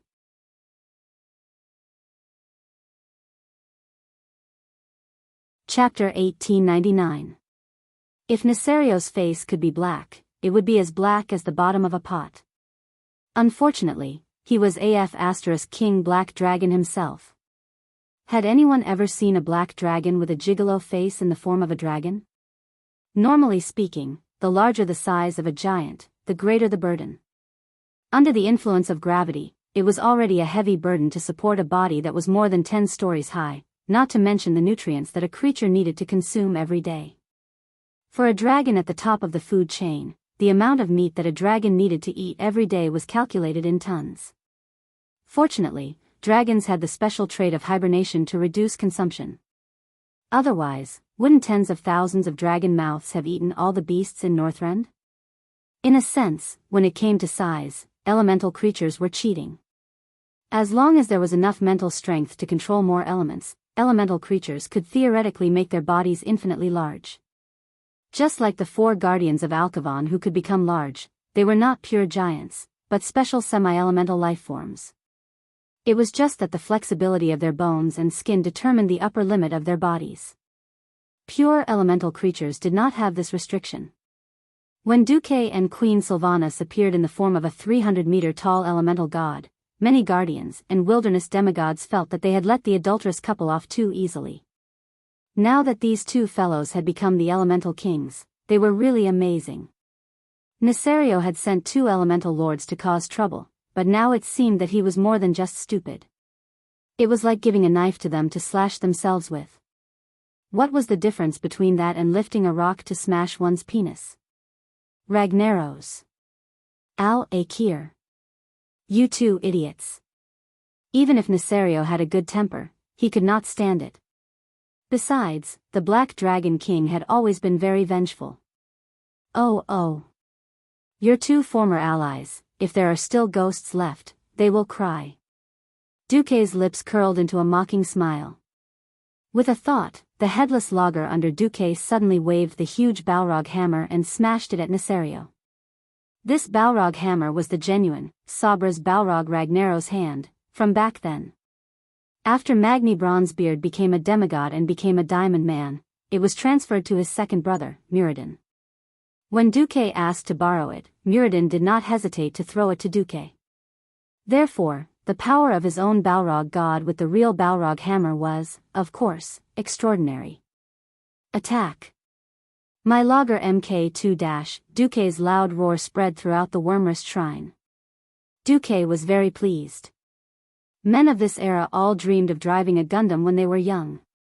Although he did not know which idiot said that grown men should love Zagu, Duke did not care. I want to be the only one in the world. In the Gundam Gund 3s. In the Gundam, of Azal. Duke didn't like things that emitted green flames all over their bodies. The Alliance's technology wasn't that advanced either. He had to use his black technology talent to barely bring some things up to the level of World War II.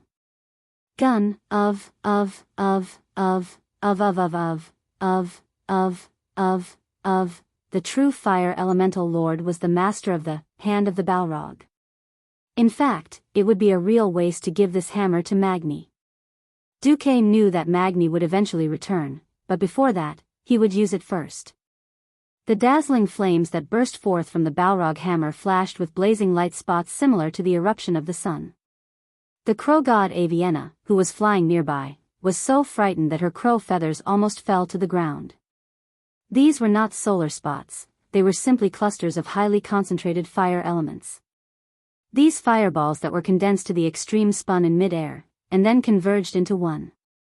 From Duque's mouth came a cold voice that did not match the surging sea of fire, where the Balrog hammer points, is purgatory. A blazing shadow that seemed to span the heavens and the earth swept across Neltharion's large dragon body that was so exaggerated that it occupied the entire field of vision of the powerhouses. Deathwing suddenly let out a shrill scream, and the huge left wing that seemed to be able to cover a small town was broken in two. From the point of the break, all the broken limbs instantly turned into countless exploding fireballs, and slowly fell from midair. One blow blew up the wing. This was only because Neltharion's reaction was fast enough and smart enough to dodge at the last moment. Otherwise, it would have been his dragon head that was blown up. Even so, everyone still saw the hope of victory. The biggest problem with being unable to do anything to Deathwing previously was his overly strong defense and regenerative ability. In the face of the absolute destructive power created by the giant elemental god that Duque controlled, Brother Deathwing's regenerative ability was a joke. His wings indeed began to regenerate the moment they were destroyed. How could it be so easy to regrow limbs from burnt scars? The highly concentrated flames of the Balrog hammer were not something that could be bought with a single hammer. Even after the Balrog hammer had left Darkwing's body, it still inflicted continuous damage to it due to its terrifying burnout property. The powerhouses with sharp eyes could see that dragon-like limbs were constantly growing out of Deathwing's wounds, and most of them were burnt by the flames that had yet to be extinguished. The attack power was greater than the opponent's regenerative speed, and this was the real damage. At this time, Duque frowned. He found that the output of his giant god of flames, Lager, was a little insufficient. It was not his fault, but the Wyrmrest Shrine's fault. Alexstrasza and Onyxia helped him open the Wyrmrest Shrine's elemental port, but the problem was that the Wyrmrest Shrine was a standard Titan creation, and the total amount of a single element that could be transmitted into the shrine per unit of time was strictly limited. Fortunately, he had a partner by his side. Attack! Windrunner! Queen Sylvie raised her bow, and the headless Al-Akir under her rushed forward. In fact, it was not necessary to make the giant elemental god look like Lager or Al-Akir. The elemental creatures had such a body shape, which was related to their elemental characteristics. After hundreds of millions of years of biological evolution and natural elimination, it was basically determined that there were only a few body shapes that were more suitable. Moreover, he had just beaten up the other party not long ago, so he had a particularly deep impression of it, and it was easy to imitate. The Windrunner rushed forward, and with a wave of her hand, a large wind blade was released. The sharp air blade cut into Deathwing's right wing as if it was butter, and the result was astonishing. The initial cut was very smooth, and it felt like it was going to be cut in half. When it reached the middle of the wing, it could be clearly seen that the latter half of the wing began to change color. This was clearly the Deathwing changing its body structure, changing its elemental resistance. Unwilling to give up, Queen Sylvie immediately ordered the headless Al-Akir to add another lightning strike. The rumbling lightning strike looked full of visual violence and beauty, but those who knew the ropes would know that it was useless. The charred black caused by the lightning strike did not spread, and the damage was the size of a basketball court.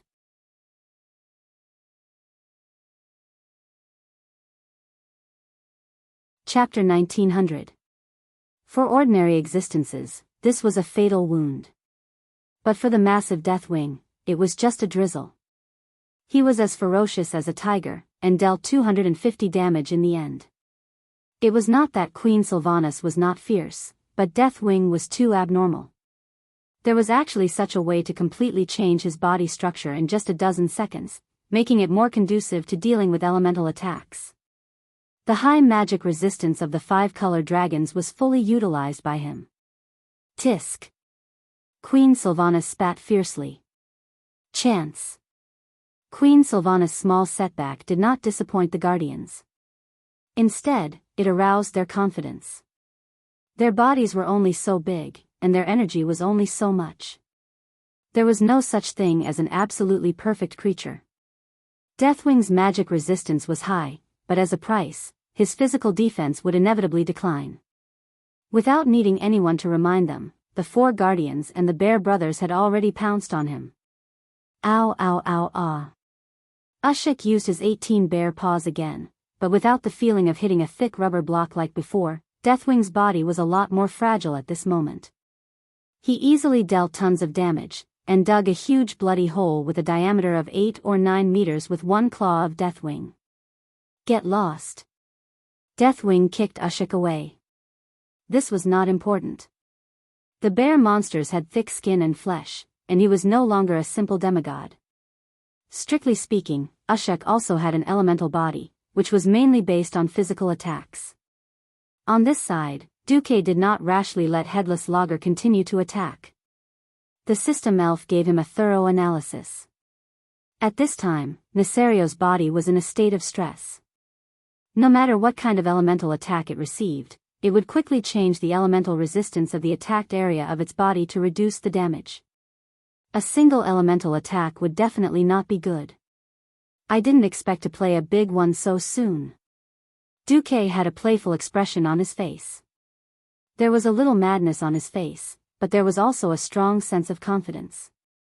Duque's empty right hand grabbed the void next to him, and suddenly the surrounding space felt like it was cracking. The magic defense system in the middle of the Wormrest temple, and even the entire temple, shook slightly. On the top floor of the temple, Onyxia's eyes suddenly lit up. This is Master's true strength? The other 4 Dragon Kings all had surprised expressions on their faces. Fortunately, it was one of them who made the move. Otherwise, they would be in big trouble. Middle level.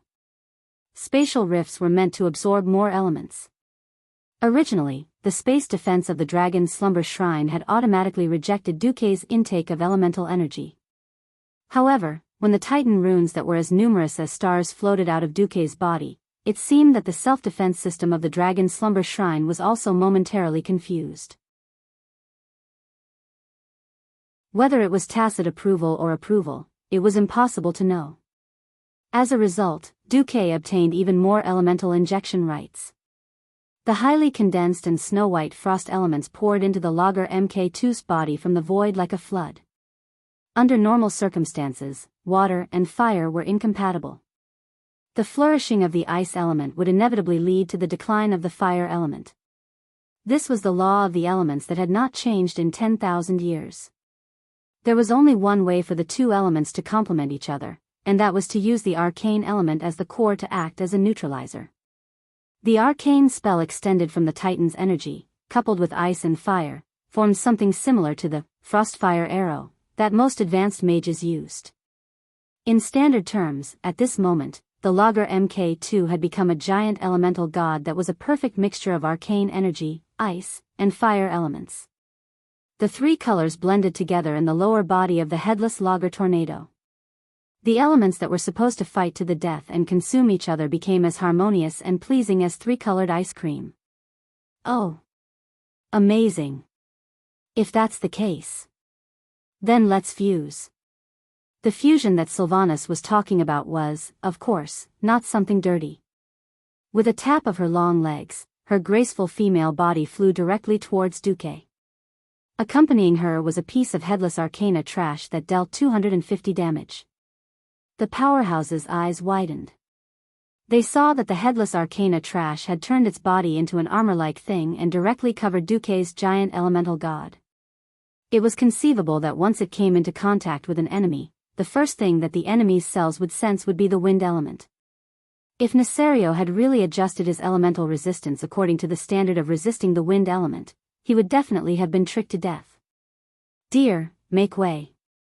Queen Sylvanas did not care about Duque's reaction and squeezed herself onto Duque's tricolor throne. You're really...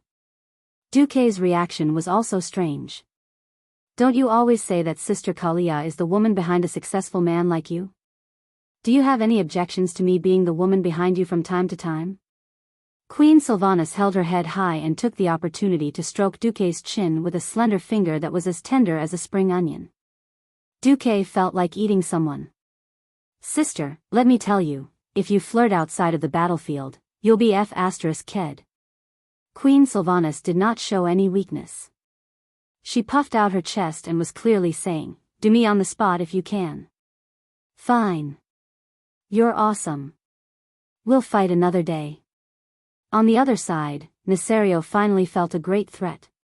He swept his dragon tail at an almost 270-degree angle and fiercely swept away the siege of the 4 guardians. When the 4 giants fell, they kept rolling on the ground because of the impact. Not only did they smash a large crater on the hard ground of the Dragon Sleep Shrine, but they also finally shoveled away all the gorgeous floor tiles. The entire Dragon Sleep Shrine became a mess. Duke Marcus. Do you think you can kill me just like that? Haha. Impossible. I'm already dead. But my soul is eternal, and you can't hurt my soul even if you destroy my body. Duque bared his teeth. Why did it sound like a loli who had her legs pulled apart and was about to be forced to say something like, "You can't get my soul even if you have my body"? Duque, who felt that the sky was falling, had a strange look on his face. It's the duty of the dragon sleep shrine to destroy your soul. I'm only responsible for sending your soul to see the Titan who created you. Duque put his arm around Queen Sylvanas' waist, stood up, and raised his hand. Attack. Oh, Ragcharon Mk2, Queen Sylvanas' cheek muscles twitched. What the hell is this? Arcane and Al-Akir, Ragnaros, Neptulon. The 3 generations. Duque said concisely. Pfft. Queen Sylvanas burst out laughing. What a tasteless name. Besides, Neptulon didn't seem to be dead, right? This time, Nesario was really at his wit's end. Zoth helped him cheat with Galakran's biological cells, but who knew that Duque would also use the 3 elemental realms against him? If it was a single attribute, he could still resist, but multiple attributes were completely out of the question. Duque was very cunning. He did not directly attack him with the elements, but used the giant elemental god to fight hand-to-hand with him.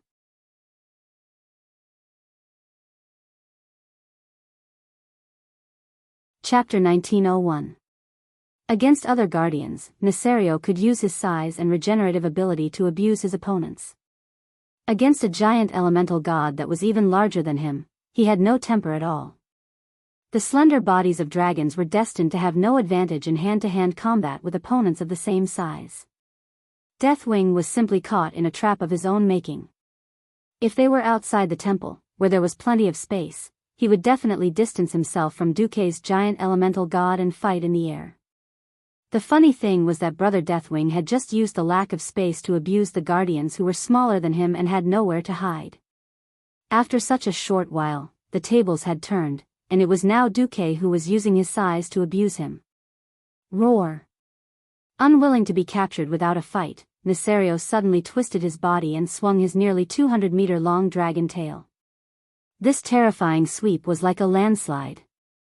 Even the bravest and thickest rock watcher, Alcaphon, had to squat down with all his might to receive it. The elemental giant that Duque and Queen Sylvanas had created together didn't even have to withstand it, let alone piss himself. Bam! It was the sound of a large mass of air rushing out. Air wall. In theory, this special defensive method was one of the weakest among all defensive spells. Normally speaking, it couldn't compare to a thick-skinned fellow like the Earth Elemental. Queen Sylvanas had a special defensive method, which was offensive defense. She secretly stuffed air blocks that were compressed and as hard as reinforced concrete next to each joint of Nesario's tail. If Brother Deathwing was still a living dragon, this little trick obviously wouldn't have affected anything. Nesario was essentially a death dragon. The muscles on his body weren't connected, and could hardly be considered his own. He could hardly feel the feedback of the nerves in various parts of his body. After all, it was uncontrollable flesh and blood, not nerves. This caused his movements to be subtly uncoordinated. Queen Sylvanas' air wall was secretly embedded into the tail joints of Deathwing like nails. When he swung his tail, every mass of compressed air burst out, directly skewing his movements. The draconic tail that seemed to be swinging at him aggressively was actually not very powerful. It did not even touch the body of the giant god of 3 elements that Duque was controlling, before it was deflected by the armor of wind, and slammed heavily onto the floor of the temple. Duque silently muttered, "I won't reimburse you for the renovation fees," as he quickly commanded the giant elemental god to charge forward. He stepped forward in a horse stance, left uppercut and right hammer. The originally insubstantial Frostfire fist was like flowing water, easily flowing past the 2 raised claws of Deathwing. Entering an area where he was unable to defend, the left fist that was like a small fortress fiercely punched the right side of Deathwing's face. Dang! A crisp sound rang out. Duque was stunned for a moment, then he cursed in his heart, damn, I actually forgot that he has an iron jaw. Duque immediately made the giant god turn his fist into a claw and grab the neck near the head of the winged dragon. With a turn of his body, he fiercely pressed the dragon head to the ground. Friction. Friction. The footsteps of a devil. Just like that, the giant elemental god violently pressed down on Deathwing's dragon head and pushed it along the ground. The dragon head, which was originally fierce and domineering, was like a plow that directly dug a huge trench that was 10 meters deep and more than 100 meters long on the ground of the temple. That kind of earth-shattering shock scared the Guardians so much that they did not dare to go forward to help, for fear of disrupting Duque's attack rhythm and giving Deathwing a chance to counterattack. This part directly made Deathwing dizzy. It was true that he was a dead dragon, but in the process of shoveling the ground, the giant elemental god's left palm also continuously launched elemental impacts at half of his dragon face as if he was driving a pile. That kind of dizziness that went straight to the depths of his soul was not that easy to get rid of. Duque only stopped when he pushed Nesario's 500-meter-long body to the wall at the edge of the temple. The giant elemental god stepped on Nesario's neck with one foot and raised the Balrog hammer high with both hands. At this moment, there was a scream from the surroundings. It was Freya's cry of surprise. That was because Deathwing's long tail was like a scorpion swinging its tail, stabbing fiercely from behind the giant elemental god. Its target was the elemental throne where Duque and Queen Sylvanas were at the head. A person's vision had a blind spot, and in theory, Duque, who was focused on the wings of beating, could not see this insidious tail stabbing from behind. Duque saw it, and the system notification also told him. Duque did not care, because these were two super-giant elemental gods that were one. Didn't Queen Sylvanas want to be the woman behind me? Here's my chance. It did not affect the movements of Duque's Frostfire giant god in the slightest. The wind armor that was originally circling around the Frostfire giant god condensed on its own. It looked as if the giant god of Frostfire had grown two wind hands on his back. These two wind elemental arms were condensed and compressed to the maximum, and in a movement similar to a cross-lock, they clamped down on the tail of Deathwing. Well done. Duke praised from the bottom of his heart. Of course, who do you think I am? I'm Sylvanas. Queen Sylvanas raised her chin proudly. On the other side, the gigantic infernal devil hammer, which was like a volcanic collapse, finally fell. The huge hammer emitted an ultra-high temperature of tens of thousands of degrees. On the dark and golden hammerhead, every bump was the size of a light tank.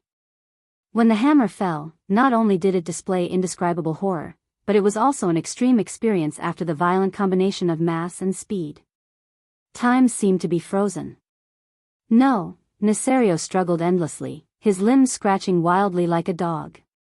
Queen Sylvanas could let the headless arcane trash carry his tail, but she could not deal with his limbs. The four limbs that were as thick as pillars, under the guidance of the sharp claws, finally pierced someone's god Mk3 the moment before the hammer fell. But so what? Elemental creatures could not be killed by physical attacks alone without eliminating the energy they contained.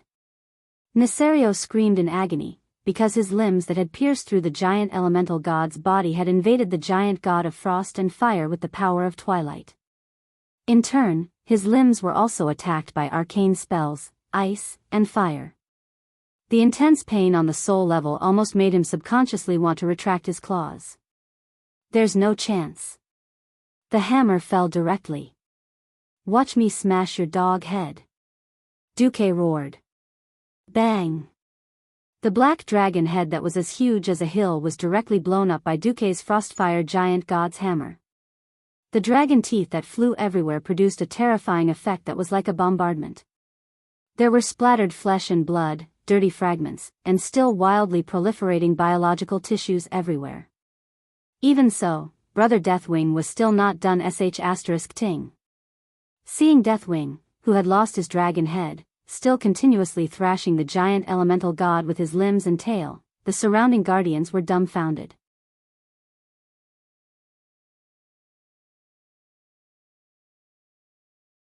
Chapter 1902.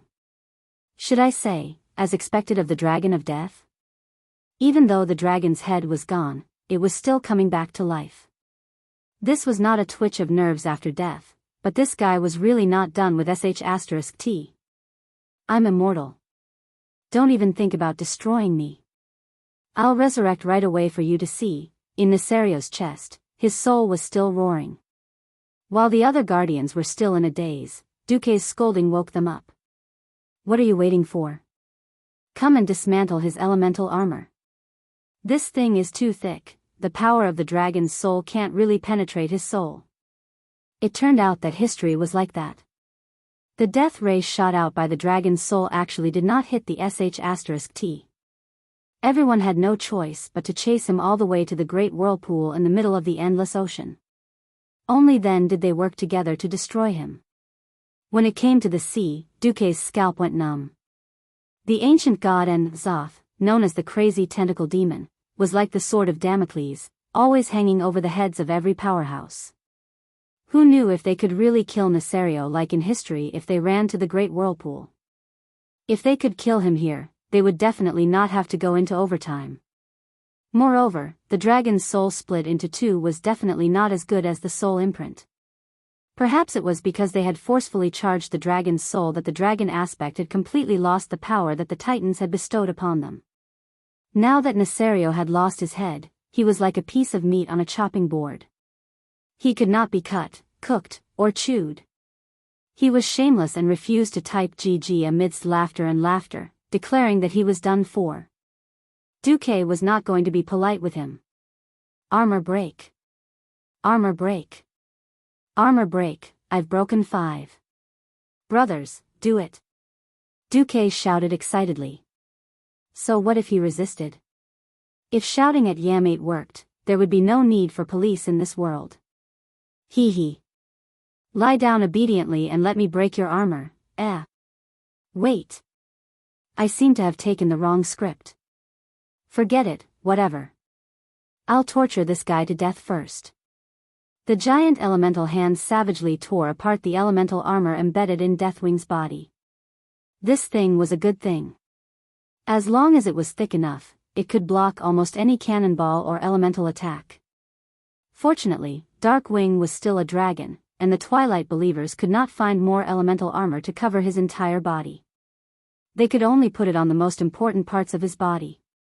Now that the giant elemental god was fiercely tearing at it, it was even more painful than grinding Deathwing's soul. Back then, he had used an origin substance nail that was even longer than a battering ram to forcefully drive it into his body. Now that Duque had pulled it out, it was even more painful than cutting his own flesh. Duque wasn't the only one who made a move. The other guardians also swarmed forward. Those with strength, such as the 4 guards and the bear monster brothers, came up to help skin and break the armor. Those who were weaker would attack the origin substance armor and the veins between the flesh and the origin substance. He didn't know how the dark wings did it, but the armor pieces were completely embedded into the dragon's flesh, becoming a part of the dragon's skin. Tearing off the armor, which was at least 10 meters by 10 meters, was like tearing off the skin and flesh together. When it was pulled out, it was still connected to a large number of muscles that were constantly emitting poisonous gas and spraying corrosive liquid. Tarim, Wolf God Goldring, Tortola, and the others helped cut off the muscles and flesh. In this situation, these guys from the justice camp were like piranhas swarming forward. Ah! It hurts. Bastard. I'll kill you. I'll definitely kill you. Ah, I'm going to annihilate your soul. Put you in a small box. Ah, it was already a piece of meat, but Nesario's soul was still cursing. Soon, the first claw was removed, then the second. Finally, even the dragon's tail was chopped off, leaving behind a ridiculous body and a new head that had just grown back. Even the scales were soft. Ushek slapped Brother Deathwing a few times and easily performed a few failed plastic surgeries on Deathwing. Nesario, who claimed to be the Wing of Death, looked very ridiculous. At this moment, a brilliant light shone through the ceiling of the middle layer. Alexstrasza, who was holding a small platinum disc in her claws, brought the 4 dragon kings, flapped her wide wings, and slowly descended. It's over? Izura's voice was filled with infinite surprise. No, we were just waiting for you guys. Duque spread his hands, looking as if he deserved a slap. Alexstrasza smiled bitterly. It feels like we've all become foils. Nosdorm looked at Duque with a complicated gaze. This was quite rare for the Time King, whose emotions were as calm as an ancient well most of the time. Not at all. Without a fully charged soul of the giant dragon, this guy is immortal. Duque spoke the truth. Yo, Alexstrasza, you guys discuss who's going to give your brother the final blow. No one can kill me, Nesario was still roaring when Hodier slapped him and gave him a frosty suture of his mouth. Perhaps it could only last for a while, but it was enough. The three veteran dragon aspects looked at each other, and the final result was a slightly dejected release. Alexstrasza raised her huge dragon head with beautiful horns, and her orange-yellow eyes revealed sorrow and reluctance. We hated him, and we killed him with our own hands once. When he died the first time, we were relieved. If we had a choice, we didn't want to kill him a second time. You do it. Duque. Nosdorm suddenly said. Me? Duque was a little surprised, but also a little enlightened. Izura said, killing the Terminator, Nesario. Regardless of whether it was your strategy or your leading role in saving the world, you deserve this honor. Since the three veteran Dragon Kings said so, the junior Collegos naturally had no objections. As for the remaining Black Dragon Queen, Onyxia. Why the hell are you wagging your tail? Are you a dog? Looking around, be it the Guardians or the God of the Wilderness, everyone looked at him approvingly. Indeed, it was Duque who saved so many powerful beings and brought them together to form an invincible and powerful force. If it were someone else, they might not have objected openly, but they would definitely be unhappy. Duque, everyone returns. Duque had a strong point. When it was time to show off, he would never be ashamed. Controlling the tri-elemental giant god, Duque strode over and solemnly took the soul of the dragon from the Red Dragon Queen's hands. This was a complete version of the Super Dragon race's artifact. There were no additives or side effects. Everything would be fine as long as it was pointed at a certain dragon. Duque took a deep breath and calmly said to himself, "Congratulations, Nesario, you won the Oscar for Battle of the Ancients Azeroth, but it's all over."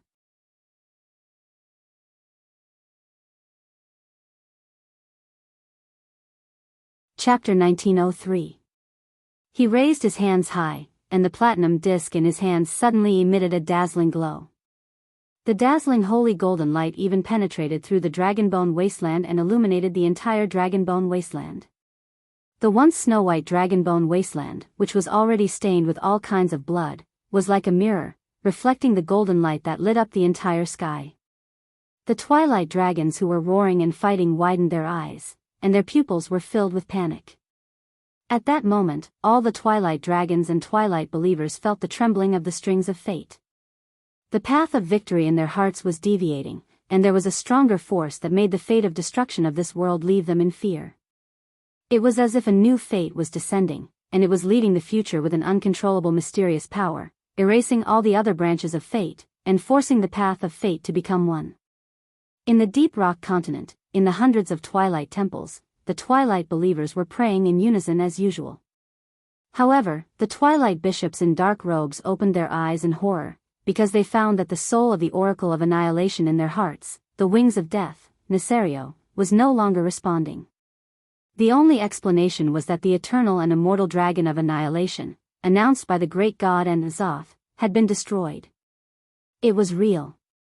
When Duke raised the giant dragon soul up high and activated the exaggerated Titan divine power, every living being in the Dragonbone Wasteland that was already in the middle of the day saw an incomparably dazzling golden light penetrating through the thick clouds and descending from the sky. That golden pillar of light was like a golden spear that was burning with raging flames used by a god. It pierced through the sky and illuminated the entire sky. Rustle. Rustle. Rustle. The entire world of Azeroth shook. It was as if the will of the entire planet was permeating the sky, and she was looking at these warriors who maintained the peace of the world with loving eyes. In the dragon's sleep temple, every guardian, watchman, god of the wilderness, and demigod looked at the scene in front of them in shock. The death wing of the evil dragon, Nesario, who had set off a destructive storm in the entire Azeroth, did not escape justice after all. In the glorious golden light of the dragon's soul, his entire dragon began to shrink, and shrink again. The increase in size brought by Galakron was mercilessly erased. In the end, his size returned to normal, and he became an ordinary dragon aspect that was only a few dozen meters long. Then, his whole body turned into a golden dragon. In the end, all of the golden light dissipated in the breeze that blew through the hall.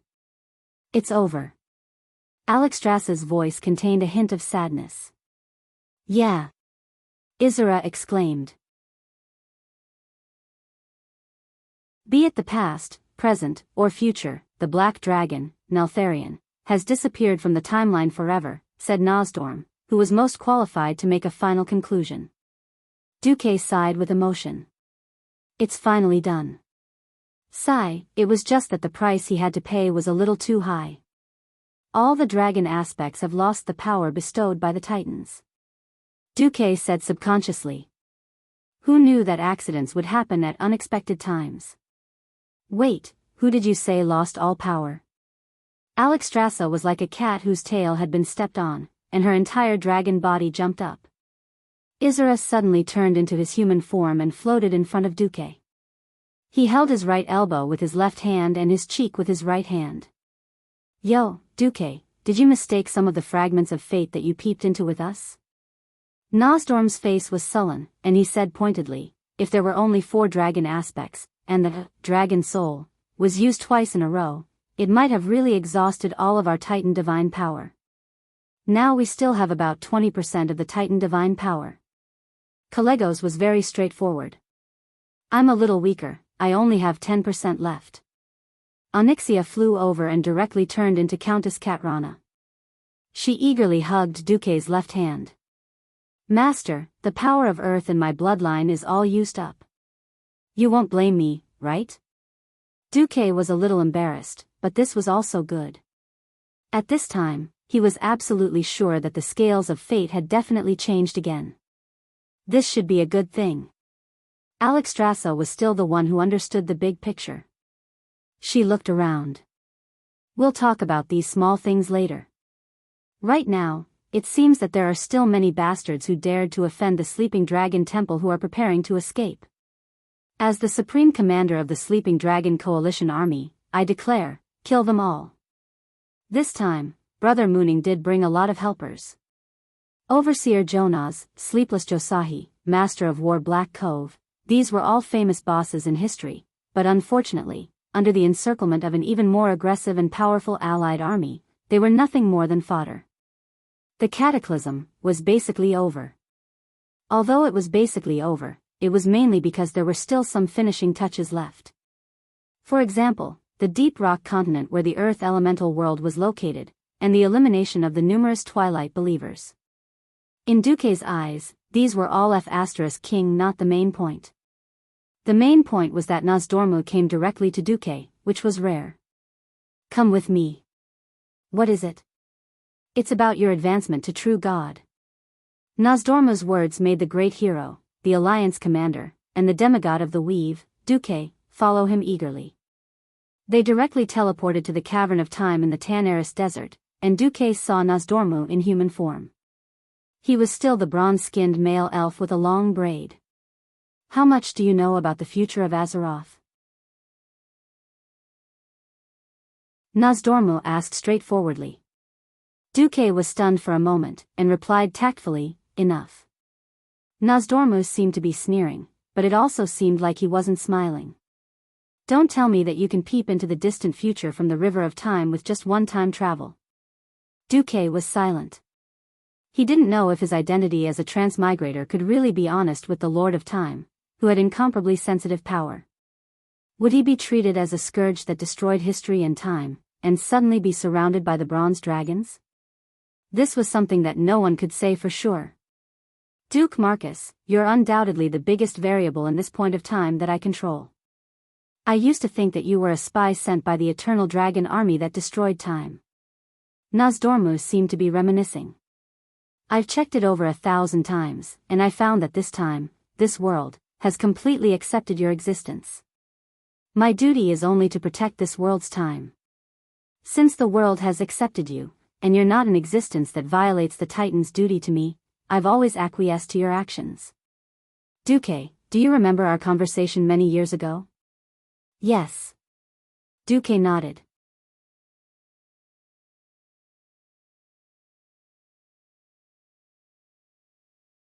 Chapter 1904. Come to think of it, I actually have a vested interest. More than 10 years ago, you brought me Nisario in advance as my collection in the caverns of time. Now, you've indirectly extended my life. If it's just a boring continuation, then eternal life is just a kind of torture. But you let me see a future full of changes, and that's what I'm most happy about. The elf-shaped Nozdormu touched his chest. Only an unknown future can make me feel that my heartbeat isn't fake. I'm a real life, and not a slave that keeps repeating the future and locking history. I'm happy that you're happy, Duque replied in a tone that was neither servile nor overbearing. Since you made Onyxia a dragon aspect, indirectly allowing me to preserve enough power to continue protecting this timeline, then I'll give it to you.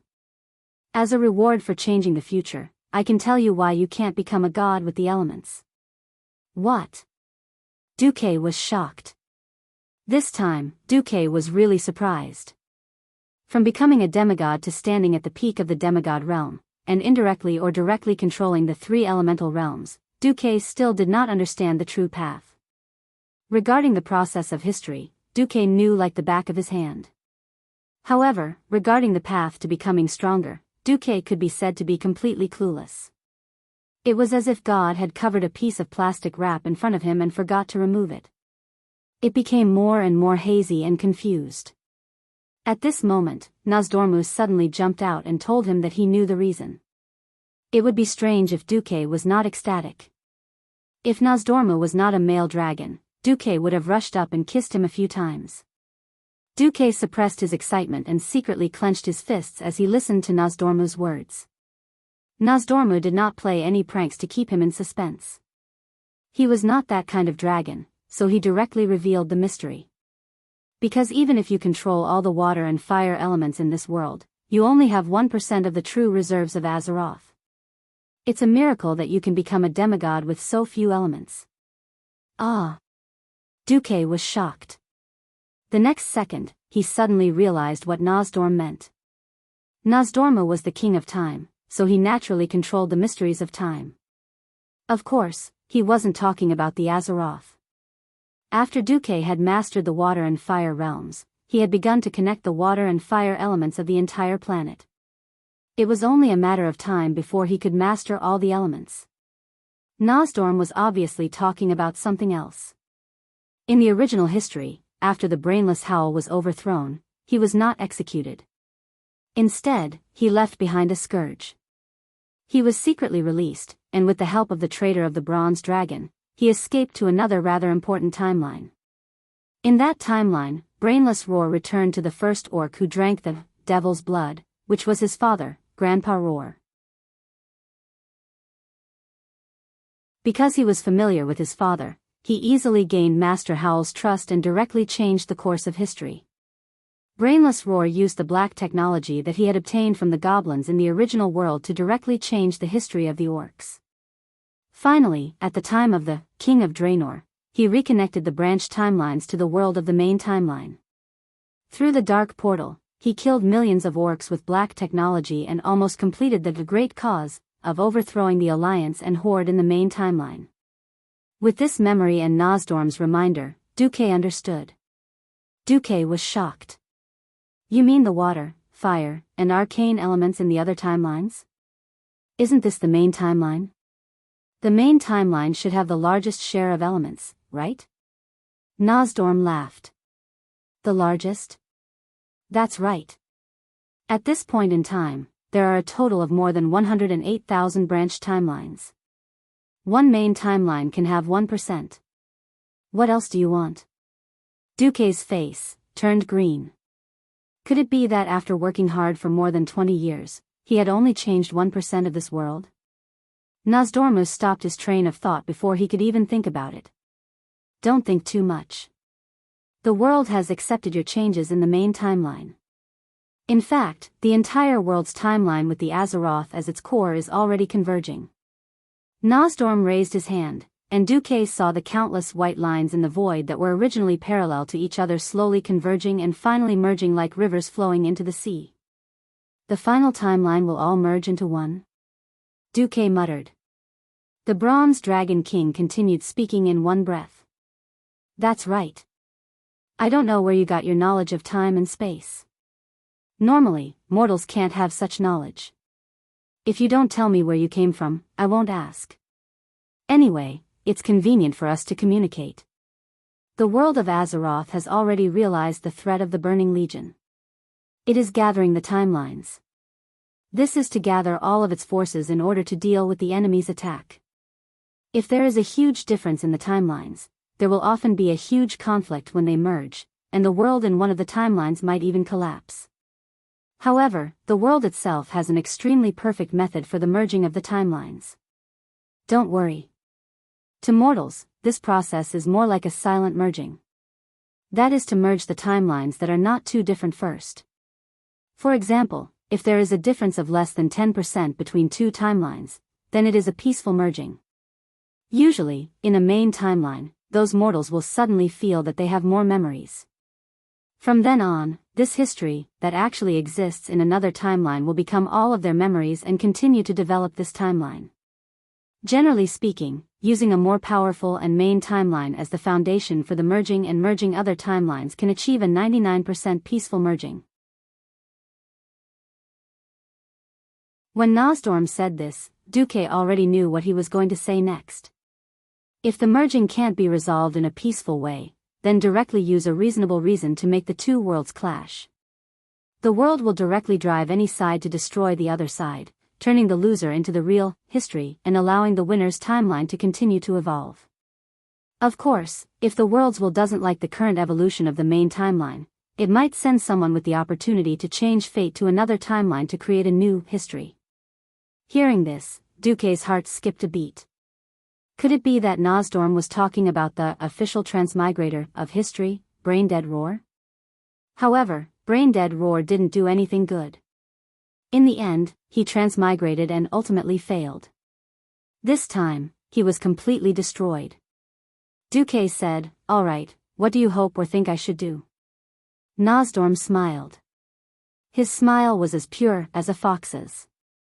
You can jump to other timelines and merge all the timelines into one. Then, you can dominate the elemental power there. Then you will have enough power to become a true god.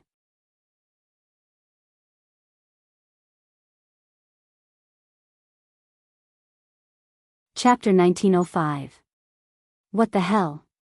That's a good idea. But, hey, Nozdormu, aren't you the guardian of time? If you encourage me to go to other timelines, aren't you the one who's going against me? You have your own will and ideals in other timelines, right? Duque was a little embarrassed. Nozdormu nodded and waved his hand, conjuring a sofa made of sand. He sat down casually. That's for sure. Every Nozdormu has his own ideals. Perhaps some will be willing to let you go to other timelines to change your fate. Perhaps some will see you as a malignant tumor of time and attack you on the same level as the Eternal Dragon Army. Ma told me that it's better to listen to the words before the but. What does their ideals have to do with me? It's not like I have to protect it. And for me, my fate, normally speaking, is only maintained until my future self comes to challenge my present self to a duel, and finally perish together. Nozdormu smiled, which was rare for him. According to the mission the Titans gave me, after I die, I should calmly hand over the protection of time and the creation of the future to the mortals. So, I have to hand over my life and power. You happen to be the most talented and the strongest time magician and guardian in this world. I have no problem handing it over to you. Although Nozdormu's explanation was a little confusing, Duque understood Nozdormu's attitude. He would continue to protect Azeroth and was happy to see changes and new ideas. Facing such a reasonable bronze dragon king, Duque really wanted to ask if he could give him another dozen. Nozdormu jumped down from the sofa and got into a fighting stance. Next, I'll fight with you. How much time power you learn will depend on your talent. If you don't have enough time power, I won't let you go to other timelines. Because once you die, you will be destroyed in the river of time. It will even endanger the progress of the main timeline. What if I can't learn it? Duque asked. Then stay in the main timeline and do your job of creating the future. As for the conflicts between the different timelines, it's none of your business. You can forget about becoming a real god so easily. Of course, you can fight me as many times as you want, as long as you have the spirit and time, Nozdormu said seriously. Very reasonable. I accept. Then, Dumuk was defeated by Nozdormu in one round. This was Nozdormu's home ground, where he was the master of time. Don't look at how Duque was acting all high and mighty outside, using a giant elemental god to beat up Deathwing. But it didn't work here. Unless Duque wanted to destroy the entire cavern of time with a massive amount of water and fire elemental essence, forcefully stirring space-time into a chaotic state, Duque would have to fight according to Nozdormu's law of time. What is time? Nozdorm began his performance. Duke threw out a large fireball to test the waters. In the next instant, a huge fireball came towards him, and Duque was directly hit by it. Bang! Duque opened his magic shield in 1,000th of a second and then activated Ice Barrier. Unfortunately, it was of little use. A sharp pain came instantly. He hadn't felt this kind of injury in a long time. Ugh! Cough, cough, cough. Duque's entire body began to twitch. Only then did his mind activate the system genie and replay what had just happened. Scene 1, Duque threw a large fireball. Scene 2, Nozdormu stopped time and moved Duque over, making Duque eat his own large fireball. Scene 3, a mysterious halo flashed, and Duque could clearly feel that his strength had greatly decreased in the scene. If he guessed correctly, it should be that Nozdormu used time to temporarily degenerate his strength, causing his strength to drop to the level before he became a demigod. That was a demigod-level large fireball. Just a little bit more, and Duque would have bid farewell to his life, which he hadn't seen in a long time. While he typed GG in the midst of laughter, he didn't even know if his corpse could run away. Looking at the miserable Duque who was about to turn into charcoal, Nozdormu waved his hand and sent Duque away. That's all for today. You can go back first. I know you have a lot of mortal affairs to take care of. Finish dealing with them first, arrange everything, and then come here to focus on training. Okay. Feeling the return of his strength, Duque now had the body of a demigod, and this injury could only be described as pain. When Duque used the elements to fully repair his injury, all that was left was the memory of the pain.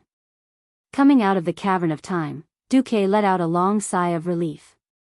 As expected, the path to becoming a true god isn't so simple. This can also be considered a challenge. Because the cataclysm was dealt with cleanly, Azeroth finally returned to its long-lost peace. The cataclysm was over, but the damage to the earth was still not easily healed. Thrall used the Ring of Earth organization as a foundation to carry out various work, and at the same time, tried to reconcile the conflict between the Alliance and the Horde. Duque's response was neither soft nor hard. Talk. Sure, let Gurus find a neutral place to talk to me. As the commander of the Alliance, I will talk to him as an equal. With Duque's current status, being willing to make such a promise was already giving Thrall face. Unfortunately, when Thrall returned to Orgrim, he was met with failure. Brainless Roar not only ridiculed Thrall's incompetence, saying that Thrall abandoned the Horde in search of power, but still achieved nothing. He did not appease the rioting elements, nor did he become a demigod. He completely rejected all of Thrall's suggestions. Seeing Thrall's return, Tauren Magatha Grim Totem also secretly encouraged a group of orc chiefs, hoping to pass a motion. Those who had been great chiefs were not qualified to challenge Makra, because this represented the incompetence of the former great chiefs. Originally, this motion had a high chance of passing, but brainless Roar rejected it himself. Come on. If Thrall asks to challenge me with Makara, then I will choose to accept. I will let him see that only the strongest warrior is qualified to lead the horde forward. In fact, in the current horde, there were not many people who wanted Thrall to return. This was because the opponents had all led their own tribes away from the horde, leaving behind most of the new generation of traditional orcs. These simple-minded people could not see how much the horde had sacrificed to eliminate the traitor, Gudjal. They only saw that they had gained a lot as the victors. Hundreds of thousands of people died, of course, the food pressure was reduced. In addition, after occupying the oasis in the Great Rift Valley in the Barren Lands, because of the special climate there, the trees were in a state of crazy growth. The horde was able to use the wood to rebuild Orgrim. Gurisa's reputation did not fall, but rose.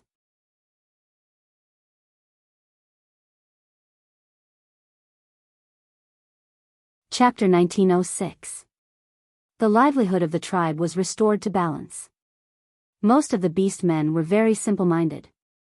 They did not see that this was at the expense of the overall strength of the tribe and the weakening of its war potential in exchange for a good life.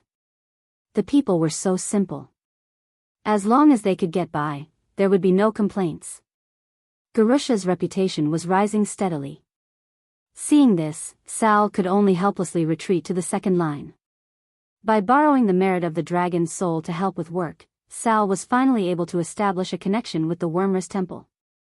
However, the relationship did not go any further. Alexstrasza, who was in charge of life, acknowledged the Ring of Earth, but was far from being particularly appreciative. The focus of the dragon aspect was to protect the planet. In this regard, the Alliance did a good job, while the tribe lagged far behind. The strength and recent actions of the tribe made the tribe still a dispensable existence in the eyes of the Wormrus Temple's dragons. The Alliance ushered in a new period of rapid development. After confirming Nisario's death, Duque used his superb political and economic skills to adjust the Alliance's economy from a wartime economy to promoting technological and economic development in just 1 month. In the form of public bidding, it was announced that in the next 10 years, more than 50,000 kilometers of railways would be built throughout the Eastern Kingdom and Northrend, and train stations would be built in every town with a population of more than 1,000. It did not matter if the countries could not pay. All the money would be advanced by the wealthiest countries or organizations in the Alliance. In exchange, the countries that built the railways would give tax, tariff, and market concessions, as well as a time-limited market monopoly. During the monopoly period, the market would be in a state of monopoly. In fact, Duque was playing with the one belt, one road of the former Celestial Empire. This was a form of win-win. With transportation settled, there would be logistics and commercial circulation. The people would naturally become richer and their lives better. With money, the economy, industry, and technology could be developed. In fact, the Marcus family, Kultiras, and Alterac, the 3 richest families in the Alliance, were earning more and more money. With the military strength of the Alliance as a backing and guarantee, they also contributed the most to the Alliance membership fees. This allowed the Alliance to have money to purchase all kinds of mineral resources on a large scale.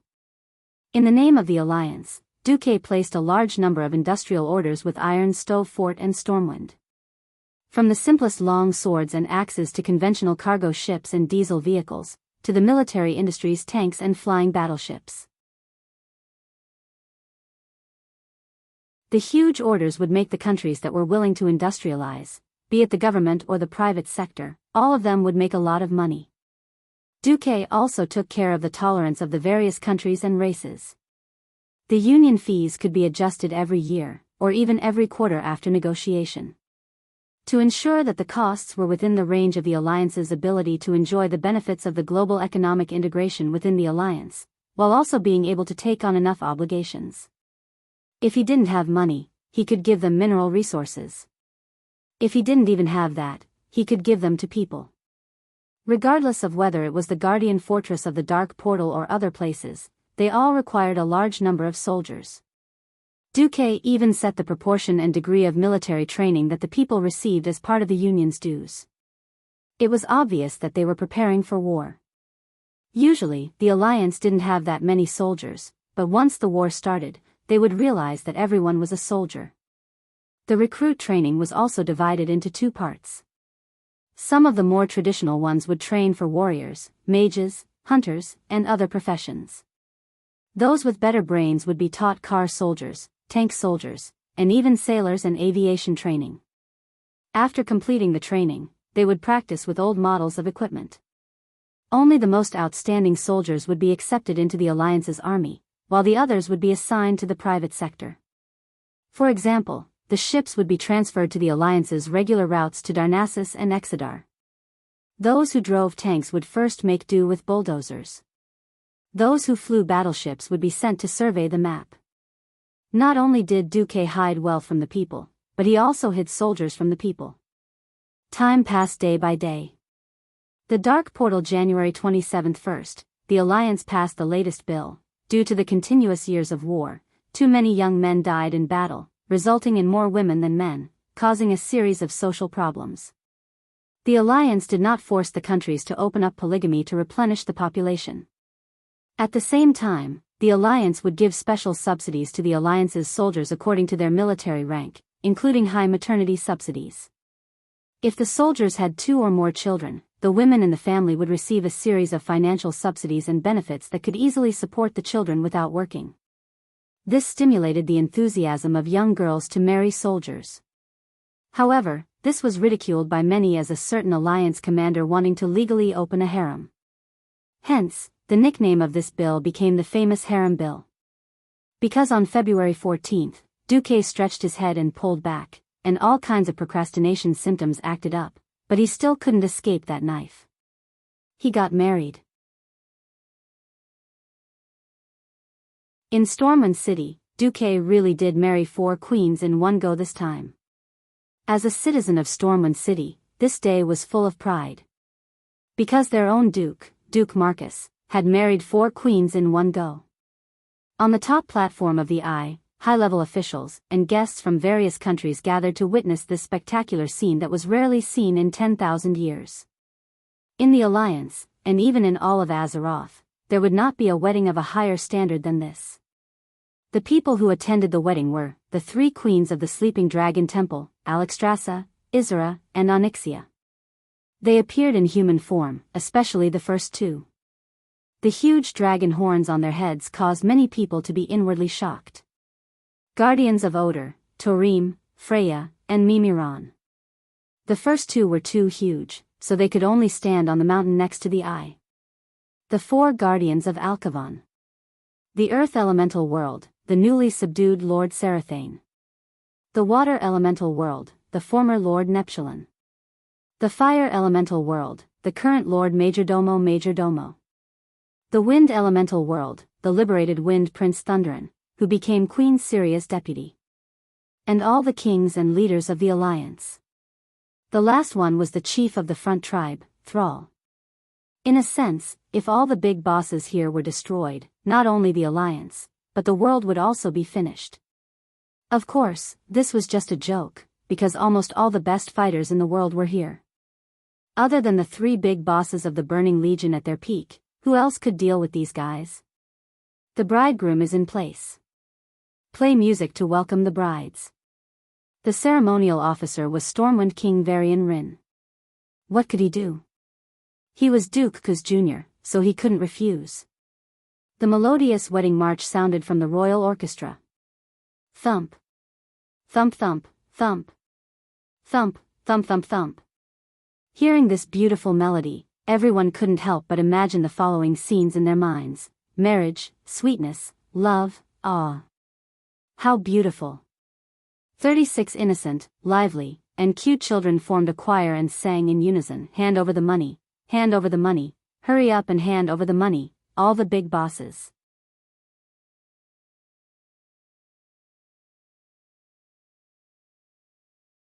Chapter 1907. At this moment, the hearts of countless big shots crumbled. Those who were not familiar with Duque, such as Stormguard's King Daneth Trollbane or the Old Wolf King Jean, were already feeling uneasy. Was this the Alliance's latest robbery?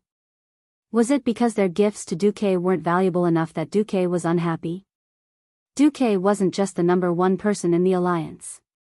His identity as a demigod of the weave was enough to make him irreplaceable in the alliance. Not to mention that he was one of the founding members of the alliance. Ever since he took control of the alliance, he had pushed the alliance to the top of the world and left behind indelible achievements. His immortality as a demigod was enough for him to control the alliance until the end of time. They were terrified, but most of them reacted by bursting into laughter. Kudrin Wildhammer almost burst out laughing.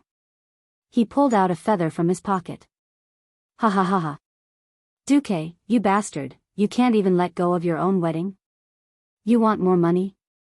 Sure, I'll give you more scarlets but hair. Duque rolled his eyes. Hey, what do you mean by giving me a griffin feather? Jurban took out a dirty ring from his pocket. This ring represents the highest level of achievement in machinery. It's the foundation of all machinery.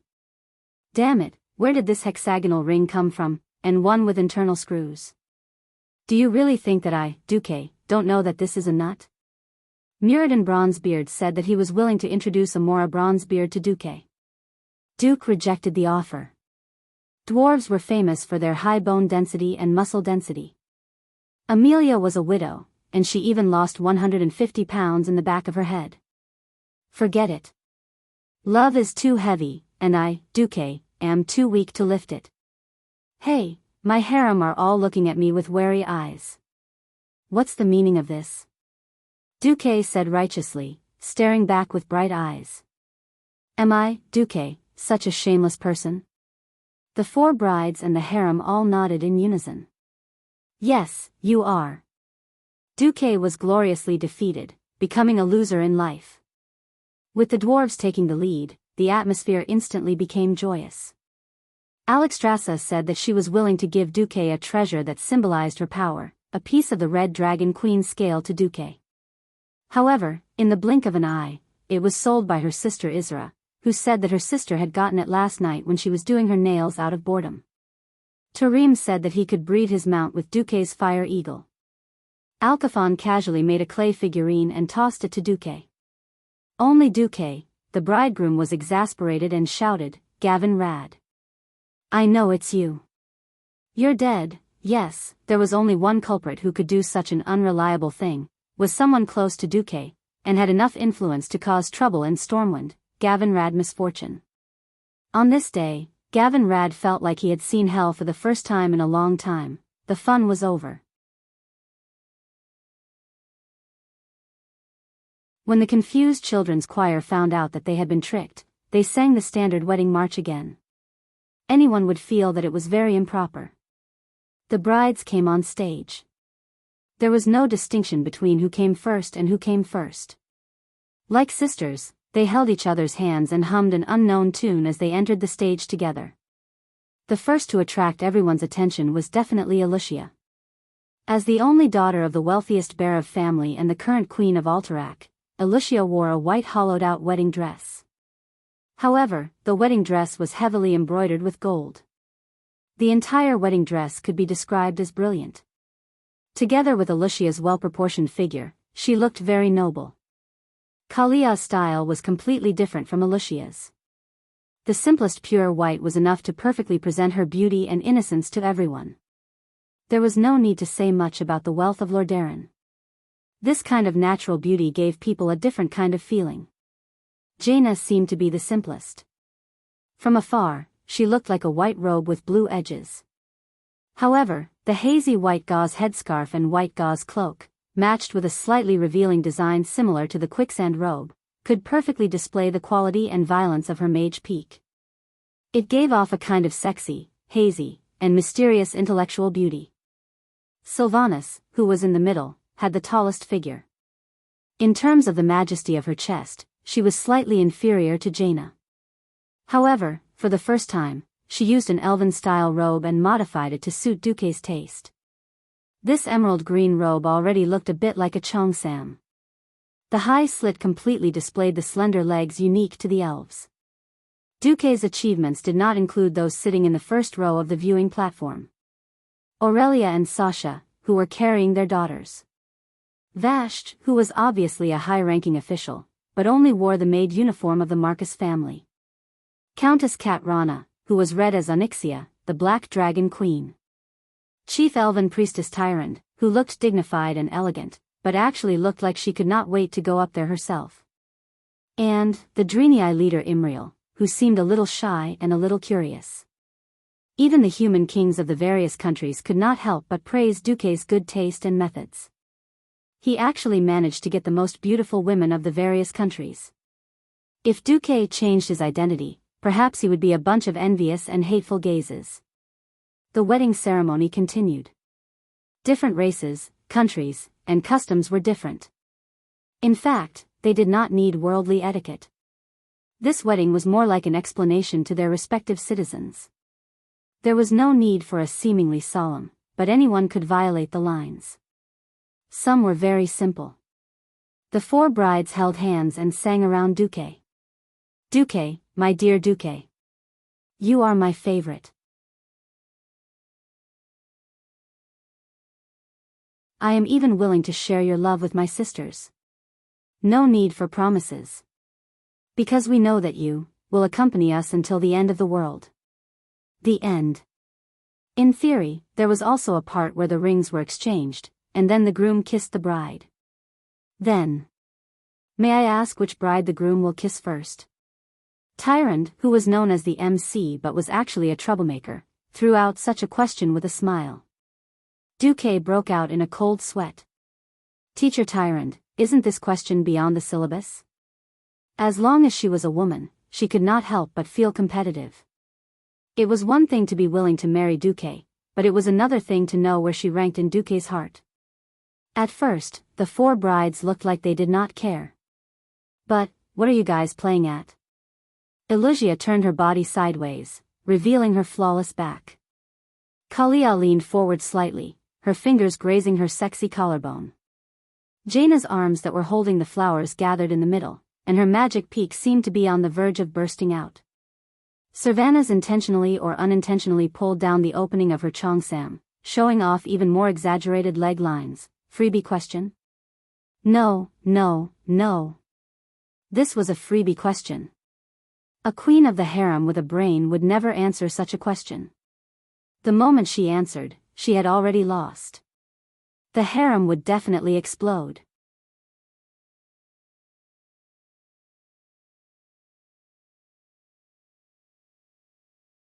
Chapter 1908. Tyrande couldn't marry Duque because of her status, so she came out to cause trouble. He had to teach her a lesson later. But before that, the sweating Duque had to think of a way to control the situation. Otherwise, it would be a huge embarrassment if he messed up on the spot and caused a scene. Duque could feel the faint competition beneath the sweet smile. Time seemed to freeze. Duque finally moved. In an instant, he used flash. As a demigod of the weave, Duque's flash was so fast that it surpassed the limits of a mortal's vision. It was impossible to tell who he kissed first, and who he put on the ring first. In any case, the flashing light didn't stop, and it looked like four Duque kissed at the same time. However, this was not a fake like the mirror image of truth that could fool people. You are the love of my heart. The wedding square echoed for a long time. What the hell, who was the love of his heart? Or rather, who was Duque talking to? Only the heavens knew. Was this trash? No, no, no. This was legal in Azeroth. Of course, even the law was set by Duque himself. That was the worst part. All the bigwigs were dumbfounded, and they only had one thought in their minds, damn. Is this even possible? The four queens' brides looked at each other, a little helpless, but also a little glad. Finally, they nodded in unison. Duque had passed the test. Just as Duque put on 4 identical gold rings on his left middle finger, and he couldn't even bend it, he realized to his horror that the next question had arrived. Oh. Oh, beautiful girls. The custom in Azeroth is that the bride will throw the bouquet. The lady who catches the bouquet will most likely be the next bride to get married. Tyrant, who looked dignified and demure, continued to cause trouble. She felt like dripping wax from Duque's leather whip. What was most intolerable was that Tyrant was the first to take the lead, openly standing at the place where the bouquet was to be received. Even the big sisters in the harem were like this. Aurelia and Sasha didn't want to take it lying down. They smiled and went over. They were obviously hoping that Duque would buy a ticket next time.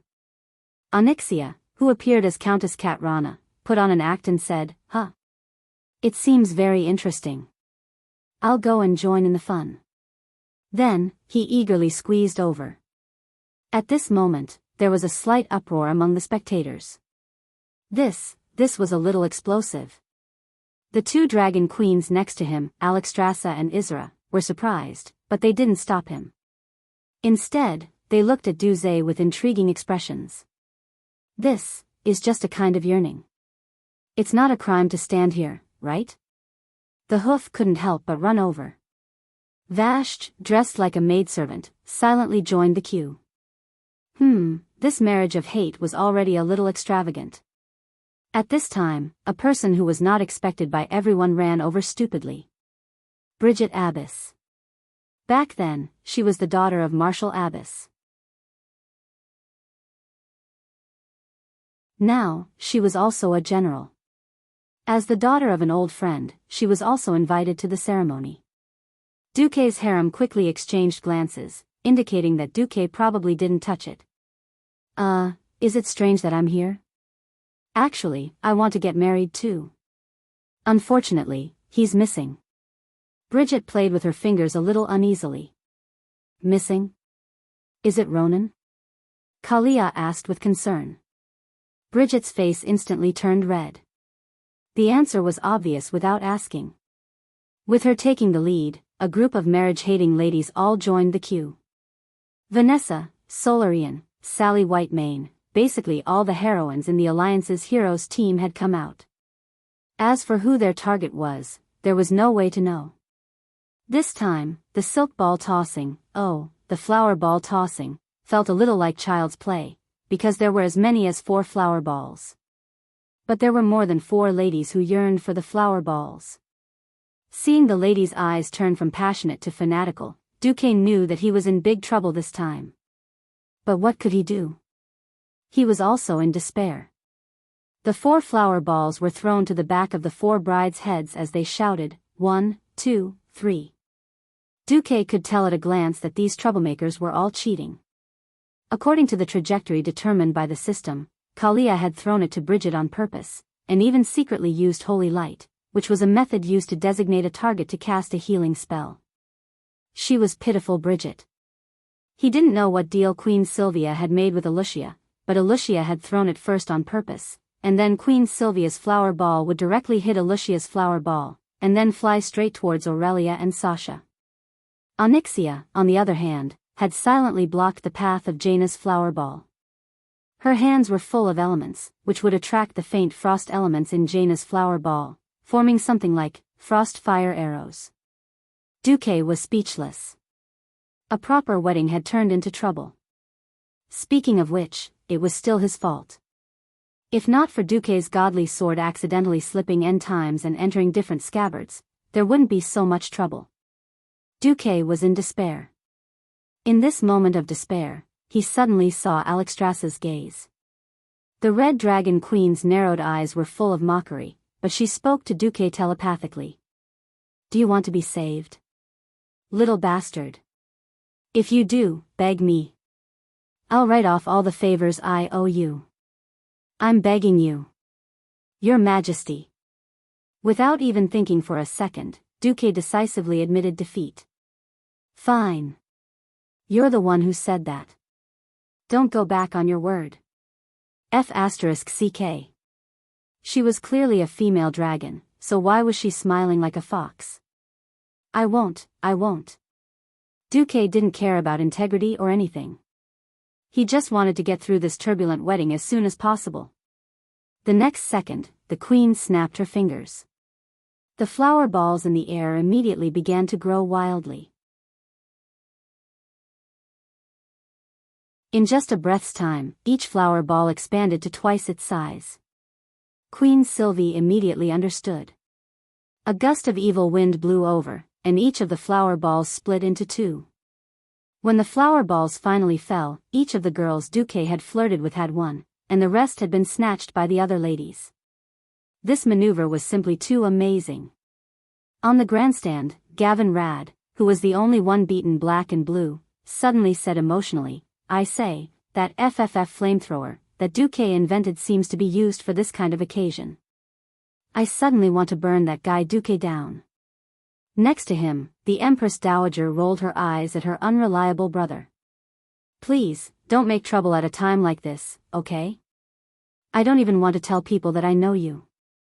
Gavin Rad accidentally guessed a shocking secret, but he didn't get a reward. A joyful, harmonious, yet thrilling wedding ended in a chorus of blessings. Apart from Tyron being taught a lesson by Duque that night, everyone was happy. What a mess.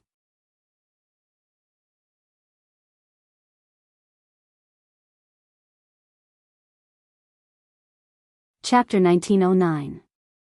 Whispers could make one go crazy if they were heard too much. Duque didn't believe this before, but now he did. "Little brother over there, come and play. If you can catch me, I'll let you. Hurry up, or I'll sleep first." Blindfolded and forbidden from sensing the elements, Duque listened to the whispers of his wives coming from all directions.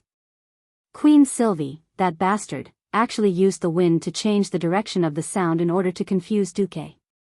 It sounded like every sound was close to his ear, but in reality, they were worlds apart.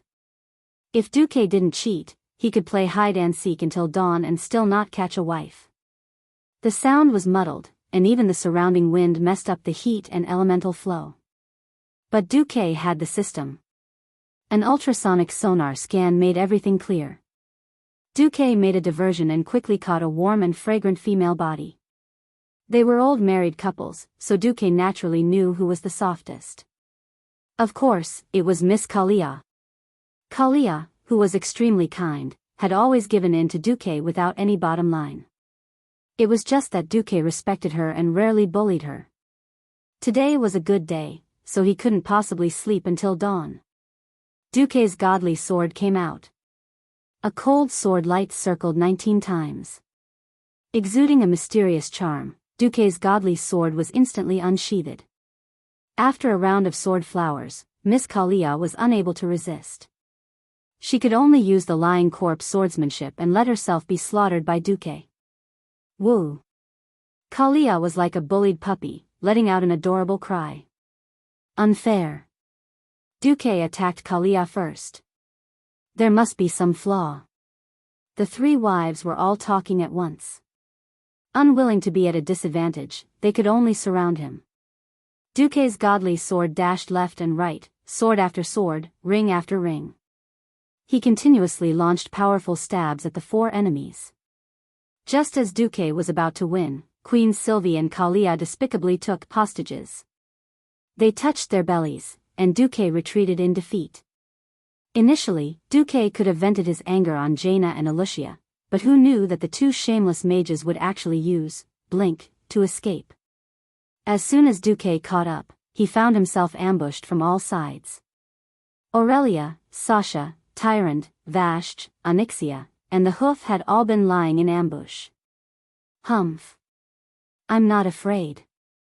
Let me tell you, I, Duque, will fight 10 of you tonight. Duque really did it. Although he was tired, Duque fought without rest. He could not lose. Once they lost, their good days would come to an end. Moreover, Duque's main target was the traitor Tyrant. Without her, Duque wouldn't have been so embarrassed during the day. The wedding was over. On the 28th of February, Queen Sylvie finally gave birth to another child of Duque. He meowed, and it was a daughter. Of course, mortals could not imagine why Queen Sylvie's belly looked so smooth on the 14th of February. Why did she give birth in 14 days? Sorry, but the birth of a god was more like rapid cell division.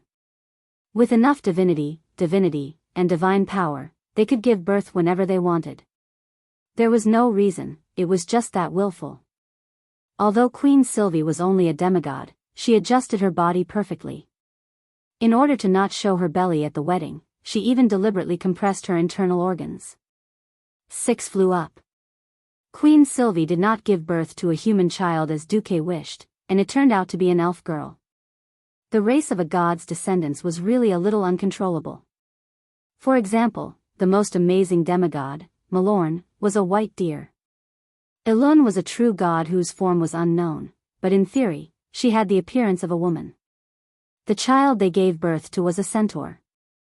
After a certain someone argued with Queen Sylvie repeatedly, they finally decided on her name, Artemis Windrunner. She was meant to be the goddess of the hunt in Greek mythology on Earth. She would be the queen who inherited the throne of Sin Dorii, regardless of whether there were other children in the future. Anyway, it was her. After the child was born, Azeroth's affairs were all settled. Duke finally announced in the harem that he would be going to Nosdormu's place to be trained. He would be going on a journey of time in preparation for becoming a true god. Unexpectedly, Queen Sylvie burst out, "I'll go with you." Duque's whole body was Sparta. This is not good, right?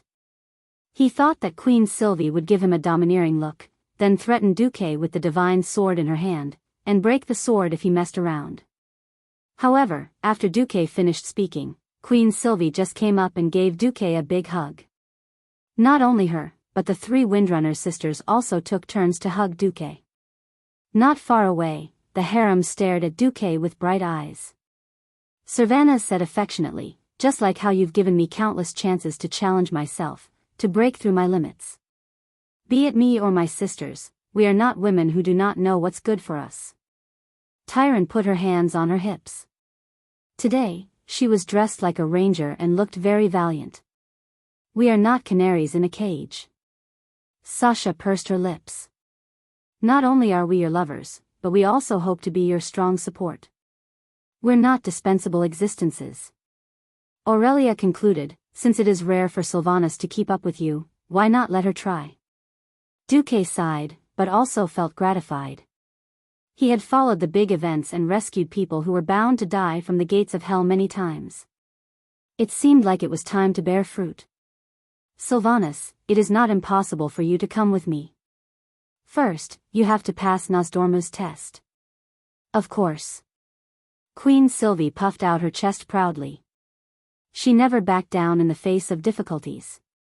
"Then, you have to be mentally prepared. Things that happen in other timelines will be very different from what you know about the main timeline. For example?" Queen, she raised her golden eyebrows. Jaina was the smartest. "Duque, did you spy on the major events in other timelines?" In the past, this was just a hypothesis circulating in the harem. Now that Duque said so, it was clear proof.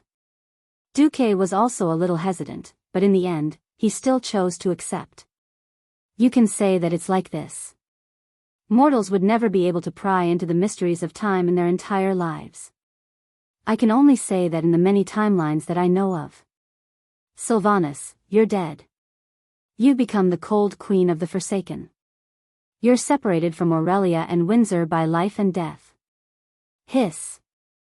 The 3 Windrunner sisters' faces were filled with disbelief and shock. This was especially true for Queen Sylvie. Her entire body froze, and then she began to tremble uncontrollably. Aurelia and Sasha immediately hugged their sisters.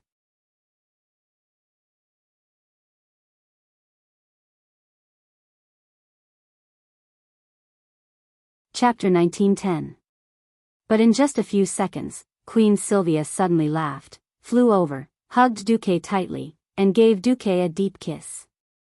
Who changed her fate of certain death? Was there even a need to ask? "Thank you for granting me a new fate, for granting my most beloved baby, Artemis." With passion, ecstasy, and complex feelings that bordered on devout faith, Queen Sylvia kissed Duque again and again. In the end, it became like a chick pecking at rice. It was quite interesting. After the excitement faded, everyone regained their calmness. "Vashj, aren't you going?" Jaina asked. Since only a true demigod had the right to restrain the timeline, Vashti also had the right to do so. Vashti was taken aback, but in the end, she shook her head. No need, I know. Perhaps in other timelines, would only be a tragic existence. If not for Master's redemption 10,000 years ago, I might have gone mad in those 10,000 years at the bottom of the sea, fallen into evil ways, and finally been killed. Vashti raised her head, looked at Duque, and said sternly, if it is Master's request, I will try. But if Master does not force it on me, I would rather stay here and protect Master's foundation and the few young Masters. I will always be Master's maid, Serena Ubisha. Duque was clearly moved. Yes. She changed the fate of many people. Duque took a deep breath. All right, I don't know how long it will take for me to go this time. But I swear that I will definitely rush back before the Burning Legion invades. Before I leave, I will write down a contingency plan for what might happen and give it to you. I will leave the rest to everyone. Yes, Duque, we will wait for you. The 9 beautiful women said in unison. On the 1st of July, year 27 of the Dark Portal, there was a major change in the Alliance's regime. The Supreme Commander of the Alliance, Duke Marcus, announced that he would travel through time with the Queen of Sin Dorii, Sylvanas, in search of the path of truth. The position of Supreme Commander would be left empty for Duque. At the Throne Conference, the leaders of the nations unanimously elected Varian Rin as Deputy Commander-in-Chief and Acting Commander-in-Chief of the Alliance, and Jaina Proudmoore as Second Commander-in-Chief. On the same day, the Alliance announced the first 5-year plan with the goal of preparing for the Burning Legion, covering technology, military, economy, and other aspects. The administrative organization that Duque had spent 12 years to build was based on the Throne Conference, and it handled all the problems within the Alliance extremely well. The operation of the Alliance was so good that many middle and lower class people felt that it wasn't a big deal even without Duque. Only the true leaders of the countries and races knew how farsighted Duque was. As long as the executors didn't court death and follow the path and direction that Duque had set, the Alliance would still be in a golden age of rapid development in the next 10 years. In fact, it was hard to think crooked. More than half of the leaders of the Alliance's countries and races were Duque's women, while the rest were the staunch supporters of Duque's high-tech route. As the acting commander-in-chief, Varian was a typical combative leader with a high political score of 5. He couldn't wait to completely ignore the internal affairs and devote himself to military training and upgrading armaments. Duque and Queen Sylvanas, who had completely disappeared from the public's view, didn't immediately leave the main Azeroth timeline. They were beaten up in the caverns of time. Nozdormu didn't respect the old and loved the young. Instead, he was equal to men and women. He didn't care if you were Duque or Queen Sylvanas, he wouldn't hold back when it was time to beat you up. Queen Sylvanas slashed a wind blade at the humanoid Nozdormu, but she was mercilessly mocked. Nozdormu paused the time in the space where the wind blade was and used it to sharpen his nails. Unfortunately, the wind blade couldn't even be sharpened by Nozdormu's nails, which were made of sand. It shattered upon contact. Fool. At least Duque's attack has some destructive power. Your attack only has the so-called speed, but it has no destructive power. What's the use? In front of Queen Sylvanas, Nozdormu actually squeezed Duque's fireball into a ball like he was squeezing plasticine. When the fire element could no longer be compressed, there was a muffled poof, and the fireball exploded like a balloon. Although the range of the explosion was very small, at least Nozdormu didn't do anything. Do you see? Time and space are extensions of each other. You have to imagine it in your mind. Time is a thread, from the past to the present. To break through time, you have to imagine how to turn linear things into three-dimensional things. Nozdormu opened his arms. I have already deliberately cut the time here into pieces so that it is no longer bound by the river of time. The first step you have to do is to clearly feel the fragments of time, and then connect the timeline from 10 seconds ago to the next second. It sounded like a game of catch dragons, but if one didn't have that knowledge, they wouldn't even understand it. Even if they understood, they had to have the talent. This was the caverns of time. If Nozdormu wanted to, he could abuse Queen Sylvanas at any time. As for Duque, he was very surprised. Over the years, Nozdormu had seen many strong people, many of whom were demigods. None of them gave him a strange feeling like Duque. Many times, he felt that Duque's soul seemed to be separated or split. He had clearly used the time spell to slow down Duque's speed, which should have slowed down the flow of time for his entire body and even his soul. However, he was very sure that there was a small special existence in Duque's soul that ignored his time spell and had been operating in the normal flow of time. Nozdormu's guess was confirmed in the following practice. Duque didn't immediately try to control the time in the wide area.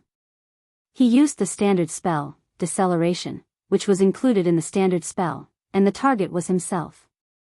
Arcane spells were known as the weaker version of the Titan rune spell, which was also an energy manipulation spell. The deceleration spell that Duque used now had already surpassed the scope of arcane spells and belonged to the Titan energy. Duque was very cunning.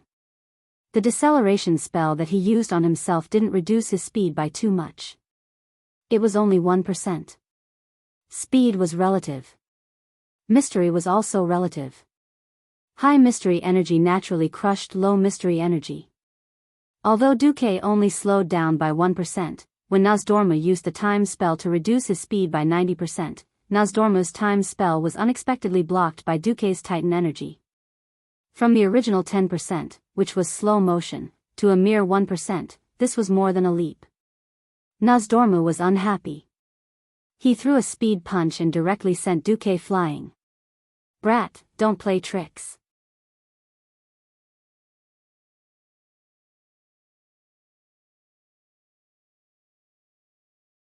Chapter 1911. As a great transmigrator, Duque's comprehension was far above that of Queen Sylvanas. His understanding of time and space was also deepened by playing a large number of 3D games back then. Queen Sylvanas soon discovered that she was left far behind by Duque in this aspect. She suddenly felt that her thousands of years of life seemed to have been in vain. Days passed, and finally one day, Duque stepped out of that door, on the other side, in Azeroth, after the Terminator army led by Nesario was beaten like dogs. The world entered a rare period of peace. No one in the Alliance relaxed. The return of the Burning Legion in Duque's prophecy was like the sword of Damocles hanging over the necks of every creature in Azeroth. In addition, the development of the tribe was quite eye-catching. After the great division of the tribe led by Brainless Roar, which was composed of almost pure orcs, had a rare period of peace. It probably lasted until Duque announced the start of the time travel, and the tribe immediately launched a tentative war. Magatha Grim Totem had always announced that it was immoral and unreasonable for the Taurens to leave the tribe. On the 15th of July in the 27th year of the Dark Portal, Garush announced that he supported Magatha's Grim Totem organization and declared war on Thunder Cliff. On the surface, this was a civil war among the Taurens. In fact, as many as 150,000 elite Agrima soldiers had stepped into the Mulgore area. After the last cataclysm, the Taurens' total population had fallen below 100,000 because of the attack on the Twilight Fortress. In addition, Magatha was quite influential and divided the Taurens. In fact, there were less than 50,000 Taurens united under Kain's son, Bane. A considerable number of innocent Taurens who did not understand the situation expressed neutrality. On the mountain road to Mulgore from the southern barren land, in order to prevent Theramore's troops from killing their way out of the Dustwallow swamp, the Mulgore Gate was built as a fortification. But soon this giant gate became a joke. The Alliance's flying battleships could watch quietly from the sky while the Taurens worked like lame clowns below. They did not expect that instead of blocking the humans, they would be used to block the tribe. Bane led an army of 10,000 Taurens and resisted the allied forces of 200,000 Taurens and orcs for nearly a month. But that was the end of Ben's bravery. In the northern part of Mulgore, the Stoneclaw Trail was broken through by the elites of the tribe led by the demigod monster, the Goron King Gruul. His Goron army broke into Thunder Cliff overnight. Thunder Cliff, which had a weak defense, fell very easily. In addition, Magatha had sworn on the Thunder Cliff that he only wanted the power of the Taurens and would not kill them. In the end, the Taurans gave up resisting. Bane, who received this news, immediately realized that if he didn't retreat, he would be surrounded. Bane had no choice but to make a painful decision. He left his personal guards behind and continued to defend the Mogor Gate to the death. Then, he brought the 5,000 Tauran soldiers to rendezvous with the refugees from the Bloody Hoof village and headed southwest. At the cost of thousands of casualties, they painstakingly crossed the mountains between Mulgore and the Feralas region and entered Feralas. Once upon a time, the tribe's area of control included Feralas, the desolate lands, and other areas. However, as the cataclysm brought about the proliferation of elemental creatures, the tribe's actual territory was only Duroder and the barren lands. After the cataclysm subsided, Garusha's heart of a bastard, the heart of a tyrant, became active again. Bringing Mulgore back into the tribe's territory was only the first step. Garusha's ambition was not just to take back Mulgore. It took a full 3 days for Garusha's army, with the cooperation of Gruul, who had come to kill from the inside, to wipe out the Tauran resistance forces at the Mogor Gate. Then, the tribe's army turned Mulgore upside down, but they couldn't find Bane and his last supporters. Nearly a week later, the tribe learned that Bane had fled into Feralas with his people. Then, with a wave of his hand, the tribe used a simple raft to cross a section of the 1,000 Needles that had been submerged and re-entered Feralas. The situation in Feralas was unexpected. The impact of the cataclysm was too great. In order to attack the Twilight Fortress in the Barrenlands' Great Rift Valley, the tribe withdrew their forces and gave up on Feralas. However, the alliance set foot on the land of Feralas. Because Sadr Island, which was opposite the western coast of Feralas, would be ravaged by the furious elementals during the cataclysm, Duque had already prepared the Feathermoon Fortress garrison on the island to migrate before the cataclysm happened. Almost as soon as the tribe retreated from Feralas, Chandri's Feathermoon led the Feathermoon Sentinels ashore, in order to move the Feathermoon Fortress ashore after the cataclysm. Before the tribe's scouts saw the majestic Elven Wind Sea Fortress, the tribe still wishfully thought that the Feralas region was still an unclaimed land after being abandoned by the tribe for so long. The decoration style was Elven, but the main city walls were obviously the product of reinforced concrete. The octagonal fortress design was completely different from the original history, and it could effectively resist all kinds of primitive catapults. The Night Elves were almost the most conservative race in the alliance. Even so, with Duque's mediation and Tyron's full cooperation over the past 12 years, the elves had still changed a lot. The most obvious was the integration with the Blood Elves. When Tyron and Sylvanas, the two elven leaders, could meet each other openly, there was nothing that could not be discussed. Compared to the modern weapons of the dwarves and humans, the elves were more willing to accept the magic elves, who were once of the same race. Specifically, there were many more magic towers in the Night Elves' fortress. These magic towers, which were usually 7 stories tall, were all connected to the magic net, and were guarded by a radiant moon mage. In addition, Duque had opened up his technology and developed flying battleships that were purely powered by magic. The Night Elves quickly accepted this elemental battleship and built it into a very round and beautiful elven wind battleship. Seeing this fortress with at least 50,000 elites and more than 300 flying battleships of various sizes hovering in the air, the tribe was dumbfounded. Markorak, Garusha's most loyal adjutant, had led 100,000 tribe troops to receive the order to kill Bane and his remaining followers. He questioned first, "This is the tribe's territory. Elves. What are you doing here in Feralas?" On the city tower, Chandri's Feathermoon, who was now the Feathermoon Marshal, laughed coldly. "Ridiculous. Kadoriai's Feathermoon Fortress has existed in this area for more than 1,000 years. Your tribe has only been here for 2 years, and it just so happens that we are under strict orders not to have any conflicts with the tribe, so we didn't care about your indiscriminate logging in Feralas. Besides, during the cataclysm, it was clearly your territory that you gave up. Now you have the nerve to say that the Feralas region belongs to your tribe?"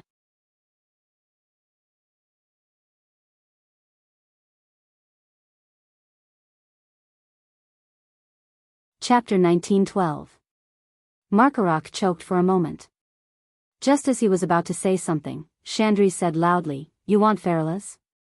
"Sure, send a declaration of war to the Alliance, then attack. If you win, Feralas will belong to the Horde." Markarok was different from his boss. His IQ was as high as 50. He was extremely loyal and did not lack brains. The combat power of the two sides was not on the same level. Rashly starting a war with the Alliance was definitely not a decision he could make. And whether it was him or the other warlords, they all immediately noticed the change in the Alliance's attitude. In the past, the Alliance was relatively restrained towards the Horde. Even the Night Elves, who had wars and grudges with the Horde, did not attack immediately after their favorite forest was cut down. Instead, they scolded loudly. Often, before it reached the diplomatic level, the conflict would end with the Night Elves backing down. But now, the Alliance felt a little overbearing. Markarok caught a glimpse of a large white wolf sunbathing on top of a tower in the fortress. He immediately realized who it was. The demigod of the wilderness, the wolf god called Garrosh by the orcs. Now he was a member of the Guardians of Hyjal. TCH. Markarok spat fiercely. The lack of high-end combat power had always been the Horde's pain. With Gruul, there was no demigod they could send out. He changed his words and said, "We're here to kill the traitor Tauren Bane Bloodhoof and his supporters." "Do you know where they went?" "Tauren?" "Yes, they're cutting wood and building ships near the Forgotten Coast. They've already gone out to sea." "Wait. Why would the Night Elves allow them to cut wood? And forbid the Horde from cutting wood?" Markarok was a little angry. Chandri's Feathermoon didn't hide her mockery at all. "It's very simple. Because those Tauren believe in the way of nature just like us. After their shamans cut down the trees, they immediately let them plant seeds and use shaman magic to grow them. By next year, it will be a beautiful forest again. As for you guys who only know how to destroy without any construction, just get lost." Markarok almost spat out a mouthful of blood. He was right. The Alliance protected Bane and the others. They just didn't openly protect them. They gave them a clear path and let them run to Solder Island on their own to recuperate. It used to be a place where the elements wreaked havoc. In the past 1,000 years, the Night Elves had built the Feathermoon Fortress in order to excavate the ruins of the High Elves. But now, there were no more angry elements there, and the entire island was under the influence of Vasht's Naga. The Alliance had already secretly begun rebuilding the ruins of the Feathermoon stronghold, and there was a team of hippogriffs stationed there. There were Nagas in the sea, battleships and hippogriffs in the sky. Bane and the others were very safe. It was September of the 27th year of the Dark Portal, and Duque had just left the public eye. Brainless Roar had originally wanted to jump out and start an all-out war with the Alliance, but all of his subordinates and adjutants were against it, so he could only give up. In the end, Markarok could only lead his army back after building a few strongholds in Feralas. In the second half of 27 years, the tribe never stopped expanding. In October, the desolate lands were recovered. In November, the remnants of the wild boars in the Razor Highlands and Razor Swamp were completely wiped out, and the tribe's first fleet began to be formed in the original Thousand Needles forest, flooded by the sea after the Great Cataclysm. In December, the elites led by Gruul and his Galan army gathered in the north of the desolate lands, and the 200,000 troops of the tribe were hoarded on the east side of the Stonetalan mountain.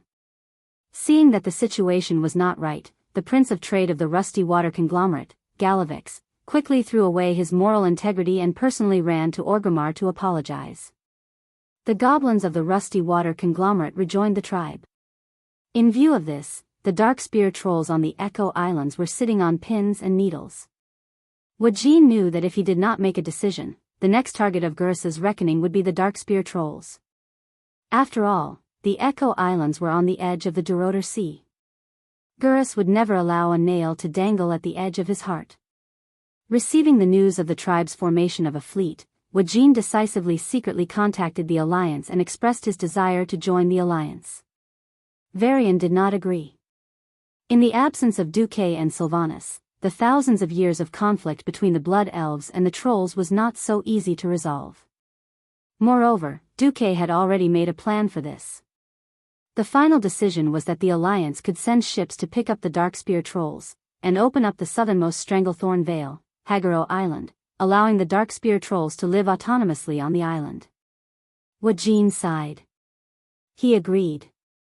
Almost as soon as the Darkspear Trolls withdrew, the brainless roaring orcs killed their way to the Echo Islands. At this point, except for the new Undercity tribe in Winterspring, there was no other way. Gurus once again completed the unification of the tribe, connecting the tribal territories into one. The greatest leader in the history of the tribe. The strongest great chieftain.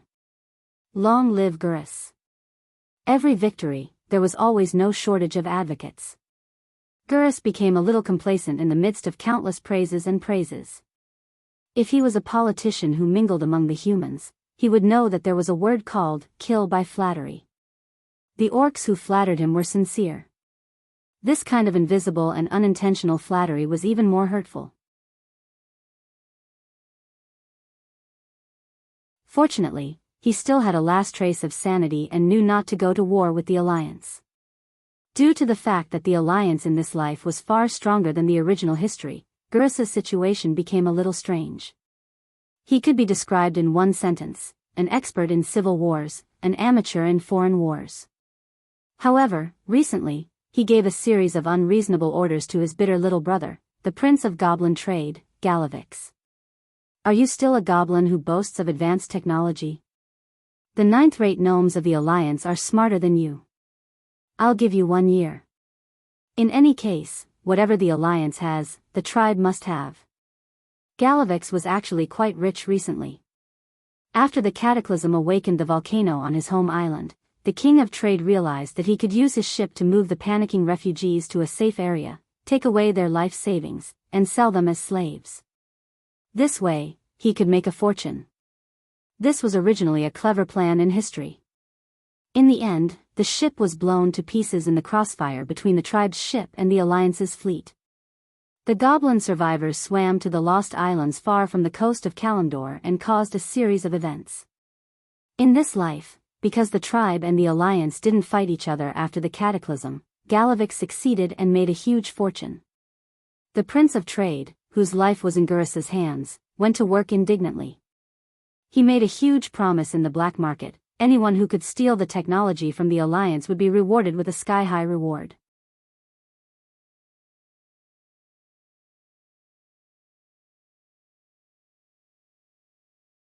Chapter 1913. With a great reward, there would always be brave people. Apart from the gnomes, the scum of the human race, bounty hunters, and wanted criminals all rushed to Iron Furnace Castle. That was where the Alliance's high-tech research center and factories were located. Even though the Alliance had changed the high-tech research center to only allow dwarves and gnomes to enter and exit, unfortunately, as long as they were human, they would have all kinds of thoughts and desires. The Rustwater conglomerate was unscrupulous. What? You have trouble with your small business? Come and sign this small loan contract with 50% monthly interest. Don't worry, you will be able to pay it off soon. What? You want to treat your son? Come, sign this 30-year compound interest loan contract. No collateral. Take a picture of any beautiful girl in your house. Don't worry, as long as you pay back the money, it will not be announced. Coercion, bribery, usury, loan traps, and beauty traps were always able to lure some humans, dwarves, and gnomes to leak out their technological blueprints. It was rare for Garavix to give out a few bounties, which stimulated those who had been tricked by him to be cannon fodder. It was like buying a horse's bones with 1,000 gold coins. At this time, the Goblin Prince was shocked to find that his situation was too embarrassing. First of all, the Alliance's technological line was divided into two: one was the magic line, with the Titan rune magic as the core, extending to the arcane and elemental lines. All the new flying magic warships were based on the magic net. The problem was that the tribe could not have the magic net. Technology could be stolen, but where could they steal a demigod of the magic net? Even though Duque had left Azeroth, he still let Khadgar maintain the magic net's good operation. At this time, the person who controlled the magic net with the highest authority was one of Duke's wives, Queen Jaina of Kultiras. This kind of alliance leader had no possibility of betrayal. In the current situation where there were almost no demigod mages in the tribe, not to mention imitating a magic net, they could not even control a small area magic net. This kind of sadness could be written as a tribute to the tribe. The other was the modern industrial line that the goblins were more familiar with. It had to be said that Garrowex was indeed omnipotent. He had successfully stolen the formula of TNT explosives and the relatively cutting-edge steelmaking technology of the Alliance. He had even mobilized the most elite craftsmen to build a warship for the Horde using the second-hand warships that the Alliance had eliminated and converted to civilian use. It no longer looked like a garbage ship that was pieced together with countless iron sheets and steel plates. It looked like a mass-produced battleship built by a large-scale industry.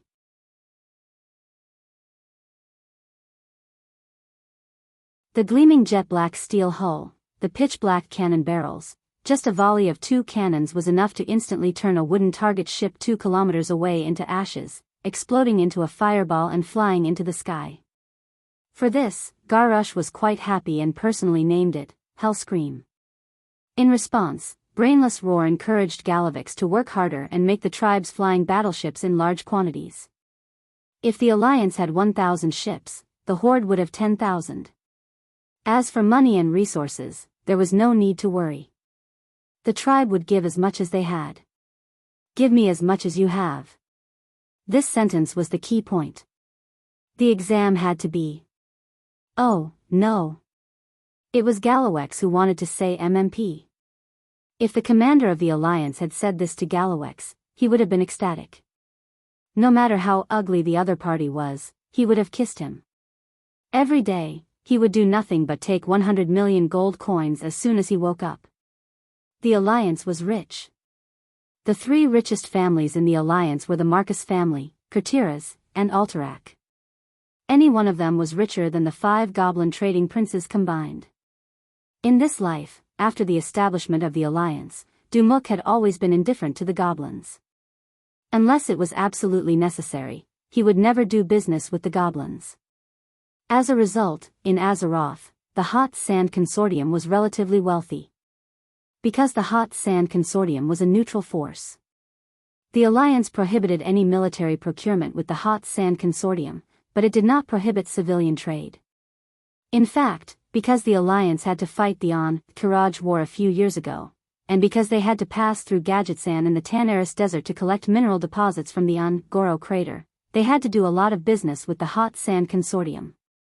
The rest was the venture capital company that was despised by everyone.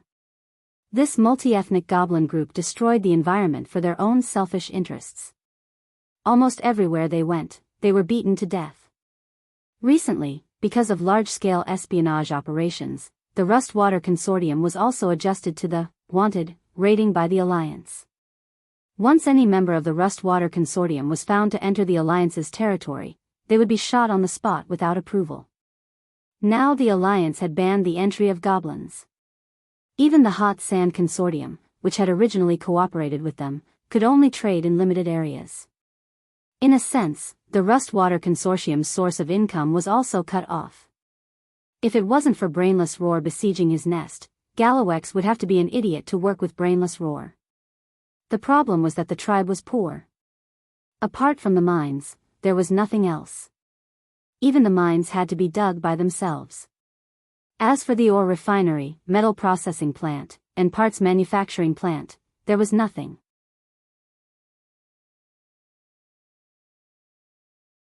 The only so-called Hellscream that Galawex brought to Brainless Roar was a test product that was almost purely handmade at the cost of scrapping a lot of waste. Goblins were famous for their sloppy work. It was not a problem to blow themselves up into the sky. This ship was basically built by gnomes. Where did the gnomes come from? Weren't they just slaves who were scammed by loans? Only the rigor of gnomes could complete such a job. But to produce a single warship and a mass-produced warship, this place designed industrial mass production. Galawex found that even if he stole the blueprint, he couldn't mass-produce it. Not only did it involve large-scale supporting industries, but also the core and key molds could not be found. Mold masters were basically very important talents in the alliance equivalent to generals.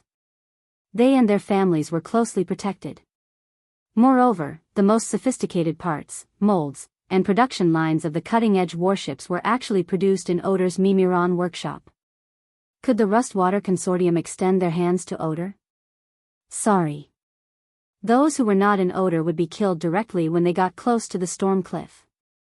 Even 99% of the spies could not sneak into Northrend, which was now under strict military control. It was no exaggeration to say that even if the tribe could now install diesel-flying warships, they were still at least an era behind in the industrial field. Galawex was going crazy. In the beginning, he was targeted by the Alliance for doing business, and then he turned to the tribe for the first time. Now, for the tribe, he actually became a real wanted criminal. If the Alliance did not hold the principle of never declaring war first, it was estimated that they would have already fought to the tribe's door and asked the tribe to hand him over. You're tuning in to the Biyao's Wuxia Chronicles YouTube channel. Don't forget to subscribe and join us on this journey to catch the most captivating stories.